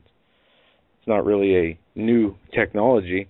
It is new to us, the information that the NSA, have been collecting all telephone calls, storing them, and why are they going back and listening to them unless they miss something? From what I understand, they have algorithms that click on certain keywords that allow these people to pick up on conversations that are using these keywords that grab their attention. So are they going back and just listening to anyone for any reason? Either way, it is troubling, and it shows how much privacy we do not have, even though we have that illusion of privacy that the Constitution gives us. There is no privacy. And even if we have privacy from our governments, there is no privacy from God.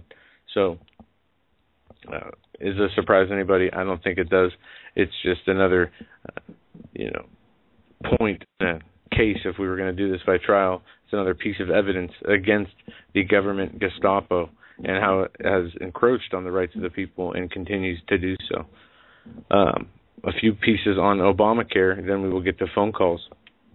We have news from Jay Carney's press conference that they have no idea how many people have paid for Obamacare, for their premiums.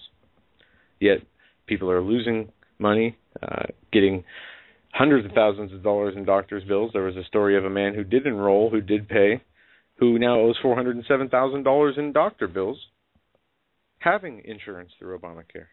But let's hear what Jay Carney has to say about Obamacare, the enrollees, and the premiums they may or may not have paid. Yeah, the incompetence to these people, it's like a bunch of children with a billion Legos. They have no idea what to do with them. Only the Legos represent our tax dollars. It took, $1 billion to launch the website that couldn't carry the traffic of half of HomelandSecurityUS.com. They can't figure out or keep track who is paid for their premiums, because you sign up on the website to make an account doesn't mean you have insurance. You have to go ahead and pick a plan and purchase it. How much harder could they make this? And it's not by accident. They're not stupid. This is intentional. It is to make people so aggravated, to get them so angry at the system that's in place, to move towards a single-payer system, because it's the only logical way, and then they say it in their own words. And they've destroyed the 1/6 of our U.S. economy. Yeah, by bringing socialism in, and of course taking out the insurance carriers. I was thinking today, isn't it interesting how they, demonize capitalism here in America and promote socialism? Yet, what are they doing in all of these other countries? They're providing, through the NAFTA and GATT and the TPP and the building up of Asia. They're essentially promoting capitalism across the world while stripping it away from the United States. These people are definitely run by Lucifer, as he is the author of confusion, as the Bible says. And everything these people do, they only convolute these situations even more. It's just shocking. And this poor gentleman from Las Vegas, he went to a hospital believing he had insurance.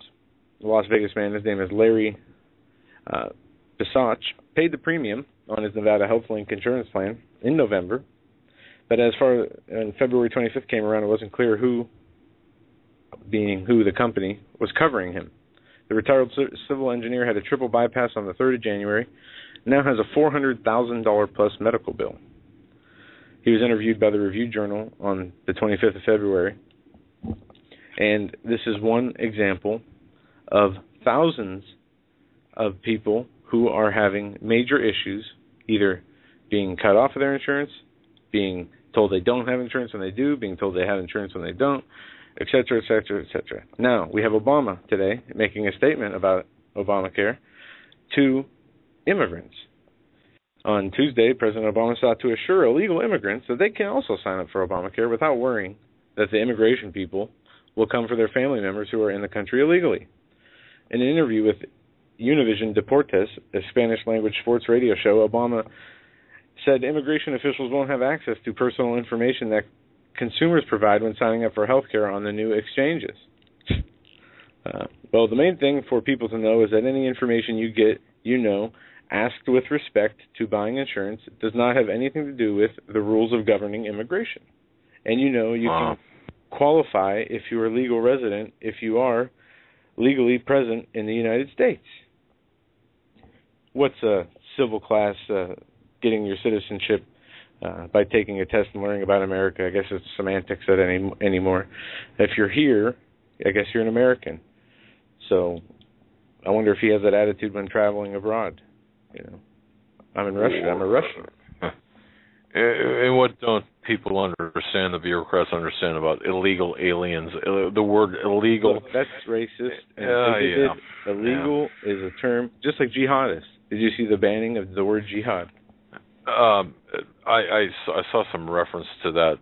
Where is this banned or yeah? I saw no authenticating documents. Okay. It was on many well-respected alternative news sources. Okay, I had seen a passing reference to that, and I was wondering if, in fact, that this was a banning within the documentation used, the literary lexicon used by the United States, by various offices of the United States. I have not been able to verify that. I haven't had the time to do that, but this would go right along with everything else that we're seeing. And again, you're looking at the criminalization of free speech, criminalization of Christianity, criminalization of the moral standings, whether you're for, whether you're anti-abortion and pro-Second Amendment. There's a war. There's a war taking place, and folks, we're dead smack in the middle of this war. End of story. Yes, we are. I believe I have one more clip here to end our Obamacare news, and we're going to go right to the phones after that. Here's Ed Schultz on what Obamacare has done. It's only 50 seconds. You're going to like it. Here's the bottom line, again, for the Democrats, and I don't think it was a perfect campaign. She is a very qualified Democrat, no question about it. She'd make a great congressional member. But she ran on fixing Obamacare. Democrats, let this be a lesson. You don't have to fix anything. The numbers are on your side. You're saving lives. You're saving money. John Boehner wants to hold another vote in the House that's going to take money away from Americans. Is that hard to say? No, but you got to have some intestinal fortitude to say it. So any Democrat that runs ads and goes out there and plays into the negative narrative that, well, I'm going to go to Washington and fix Obamacare. Is that the first thing you're going to say in your ad, Democrats? No. We're on the right side of history. We're saving money. We're putting money in people's pockets. We're saving lives. We are headed in the right direction. There you go, Ed Schultz.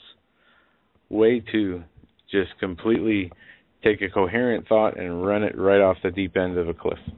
Anyway, they're not saving lives. The story I just read to you about a man owing $400,000 being covered by Obamacare is not saving money.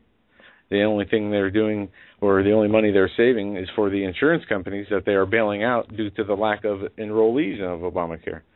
And with that, we will end our talk of Obamacare for the night, thankfully, and go to the phones. But first, we're going to give our guest list for the rest of the week. Tomorrow, Wednesday, we will be joined by Doc Marquis. It's a must-listen to tomorrow night.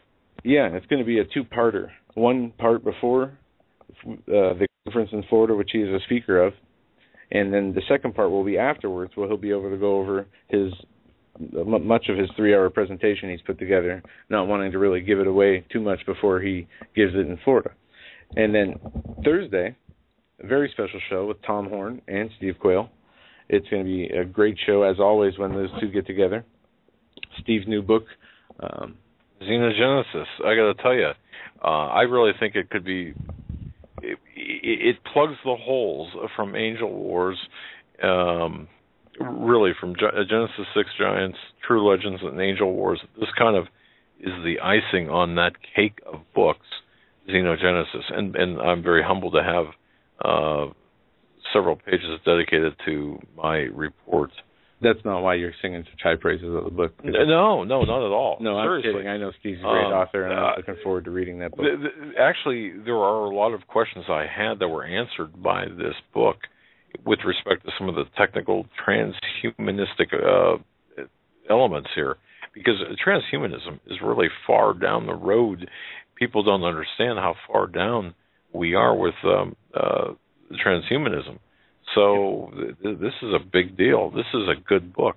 Transhumanism, Beast Tech, RFID technology, the mark of the beast, the controlling mechanisms of the future.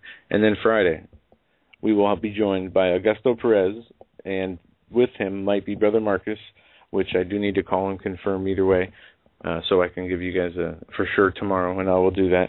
But Augusto Perez for sure on Friday. Another not miss. You're not going to want to miss the show, as he has more information continuing from the last appearance, talking about what he saw happening in Puerto Rico, or what man he deals with that down there has seen in a vision, and some other very interesting, timely things that are happening with Israel and the war stuff going on. And when I talked with him the other day, he had a lot to say. We talked for at least a half hour, and going to be an exciting show. Such a blessing being able to have these people on the show and just sit back and listen to them explain the things that they're revealed to them.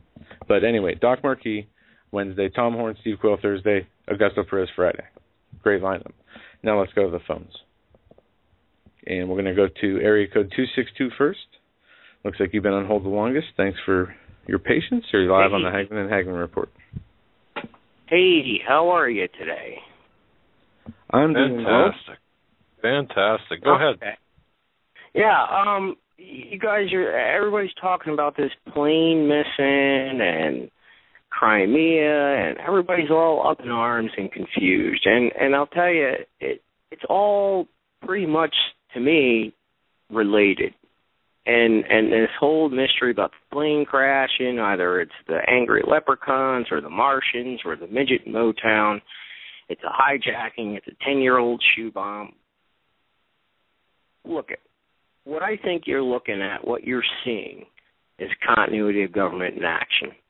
And the reason why I say this is simply because of the fact that things that have been tracked, that all these leaders of the nations know, all these space agencies know, we're getting into it. And it can be verified by not only the Doppler pings of re-entering objects into the Earth's atmosphere, but the fireballs that can be seen up and down the East Coast in increasing frequency, and the tracking of 4, specifically one comet, which we are entering into the debris field of, and will sustain an initial period of contact with that debris field for 3 months, sustained or followed by 5 months through the densest portion, with the most harrowing part in that densest portion taking approximately 30 hours.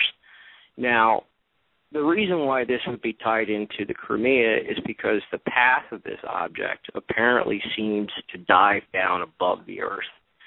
And that debris will spread between, voila, Russia over the pole, Canada, and down through Mexico, as these recent fireballs have been seen in these areas. So if you have a conflict, who's going to know the difference between something that ends up smacking into the planet and a tactical nuke? Not many people are going to know, And if something of significant size hits and does some disruptive damage, well, people aren't going to know the difference, and it will be easy to conflagrate the two.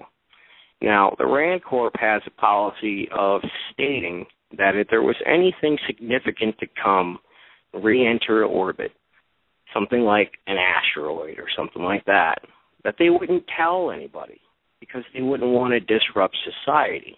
But however, NASA and JPL, though they've been tracking and fudging the numbers, it's pretty clear from their charts and graphs of projected orbital interception that we're going to start to go through this.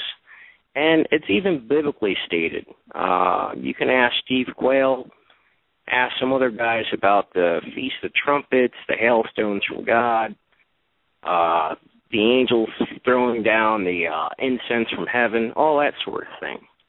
And so all this stuff that's going on is, you would have to say, and if you know anything about, Satan's minions, the Illuminati, what have you, they watch this stuff. So much of what they do is based upon oncoming, incoming events.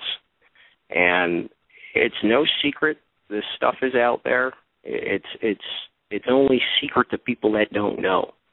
And this flight that's missing, tied into this, if you were expecting an event, either both of astral nature and of a nuclear war nature, which we seem to be inching closer towards, well, in either event, and if both were, one was to be timed and one was to occur, what you would want to do is you would want to take those who would be most instrumental in preserving knowledge, technical knowledge, and rebuilding a technical society, of which it's been said that many, or at least several persons who were passengers, were of the highest technical ability.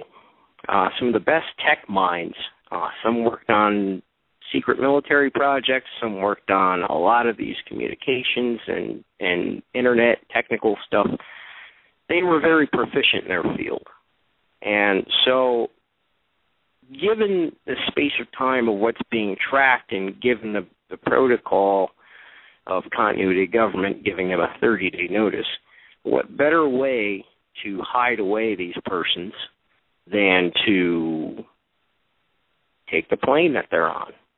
Now, we know that the government since 9/11, and George Bush has admitted this in clips, has a program to where they can remotely fly planes under guise of preventing another 9/11. However, the 777 Boeing, one of the newest models, most likely under the Telecommunications Act, has various backdoors hidden, everything from navigation to ringing the stewardess, most likely. And I wouldn't be too surprised, given the increased surveillance state and the revelations of such, that that whole entire plane was wired with cameras. Now, it's been said that it ascended to 45,000 feet twice and then descended. And flying at that height would not only depressurize the cabin, but it would render the passengers inert, immobile. It would knock them out. A sustained flight would kill them because they would die from asphyxiation, hypoxia, because the air mass that drop down don't have enough oxygen supply to sustain them. However, because it descended, it says to me, at least, that the intent was not to kill the passengers, but to render them inert. In other words, immobilize them. And the only reason I can see for being done is because you want to preserve those people who were deemed important. As well, in a few days after the crash, the Air Force came out all of a sudden with this flight path, Air Force, military, whoever, and put it in the Indian Ocean. Well, the only place in the Indian Ocean where that plane could actually go, if it was to actually land there, would be Diego Garcia. And if we know anything about that, it's a man-made island in the middle of the Indian Ocean, and some knowledge has been said, leaked, that there's a subterranean facility underneath that man-made island in the middle of the Indian Ocean, which would make it a possible landing spot. Now, being compartmentalized, those on base would either not be told or be told not to say. And if there's a subterranean facility, as has been somewhat revealed, it may very well be there. And if not there, possibly at another facility. And it's interesting to note that in the same press conference when Jay Carney, that you both, was asked about the health care plan, he was also asked by an Asian press agent about the plane possibly having landed at Diego Garcia. And if you watch the look on his face and his very curt, very short no answer, he was somewhat panicked and concerned that someone would go that route and ask him that. So, given all these things, at least that I've been keeping track of, it tells me that, just like in that movie 2012, where all the people started getting their golden tickets and getting flown out to the little base in China, wherever, the plans for continuity of government, this is what it looks like. And while you have all these issues coming together to lead people to panic and disarray and all these different theories and such coming out, no, it's not as sexy as it's in the mothership with the cookie somewhere, but it's more mundane but still a little sexy that this is continuity of government. This is what it looks like. They're preparing for big things, not just things that they're going to trigger here on Earth, but things that they have been watching, tracking, monitored, and can be expected, even biblically expected. And that's pretty much my take on that.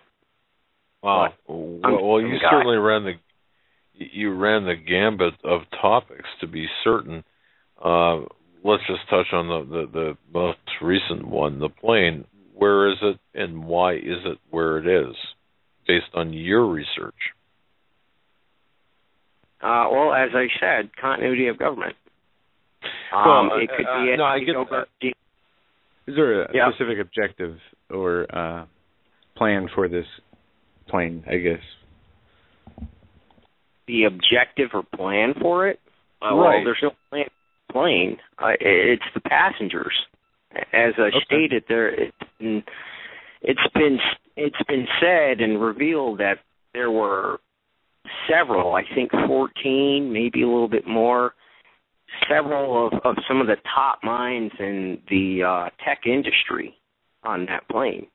And if you were anticipating an event, and as well anticipating the movement trigger of events here on Earth, which would result in the need to have some of the best technical minds you have preserved in order to rebuild things at a later date and preserve that knowledge, well then what better chance would you have to basically gather them all up? I mean, you can't just snatch them off the street. People would ask questions. But if a plane goes down, look conjecture. Wait a minute, they're asking a heck of a lot of questions now. I mean, easier to explain something off the runway than the sky, I guess. But yeah, I'm from the standpoint of everything else and things that are seemingly unrelated and things that are known and as I said, what's being tracked by NASA JPL. These are things that can significantly disturb your day, okay?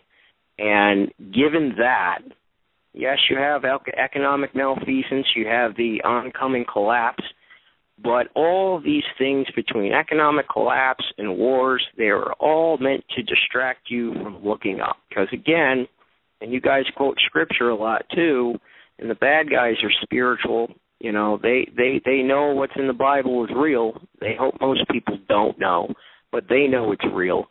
And so you talk about the angels throwing down the incense on earth, God's hailstones, the Feast of Trumpets, all that stuff. They're expecting that. And that is something which is beyond their control and relatively off most people's radar. If you recall last week, NASA all of a sudden put up a story on Yahoo News about wanting all the amateur astronomers to get out their telescopes and look for the nearest asteroid Earth object. That same day, they discovered a comet, or a very large body, just passing by the Earth. Now, that was another in a series of these large bodies. And as I said before, you've had numerous reports over the last few weeks of fireballs up and down the East Coast, from the West Coast into the Louisiana line, over Canada, because we're starting to get into passing through the debris field of this oncoming comet. I've heard some other people talk about that. And caller, we appreciate you calling in and sharing that information. We're going to have to let you go. We got a few other callers to get to, but thank you. Probably one of the most comprehensive stories I've heard on the missing plane since it went missing. Okay. Have a good one, sir. Have a good one. Thanks. All right, moving along here. And it is so hard when we have such great callers to have to manage them with so little time, but got to do what we got to do. We got 10 minutes left, and we are at area code 978. You are live with the Hagman and Hagman Report. Good evening, Doug and Joe. Nancy from Boston. I wanted to ask if you had heard or had any input to a story that I caught right before I tuned in and really didn't have a chance to follow up on, which was that PBS announced the other night that Snowden was related to Rand and Ron Paul. I did not see that, and just to give you a quick personal opinion, what I think of Snowden is he is just a face for an excuse of information release. Don't believe he could get out of his job with that information for a second, not with the standard operating procedures and layers of security they have, but he is the face of the NSA disclosure.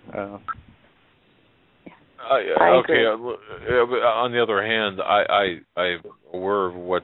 Excuse me. I am aware of what you're referring to. I would doubt. At this point, I have not seen anything to verify the authenticity of what you're referring to. Yes. Yeah. Myself as well. Like I said, I really didn't have a lot of time to research it, and you guys are in the know a lot of times, so I just thought that I. See if I could get your feedback on it. Yeah. We know Obama's related to Dick Cheney, so. Well, they're all related. We've learned that most, if not all, the U.S. presidents are blood related, and it ties back to the Windsors, the royal throne, and also I have looked into it to find that the lineage ties back to Charlemagne, which is, I think, King Charles I of Germania, who was also the first Roman emperor. So, you know what, caller, you make a very good point.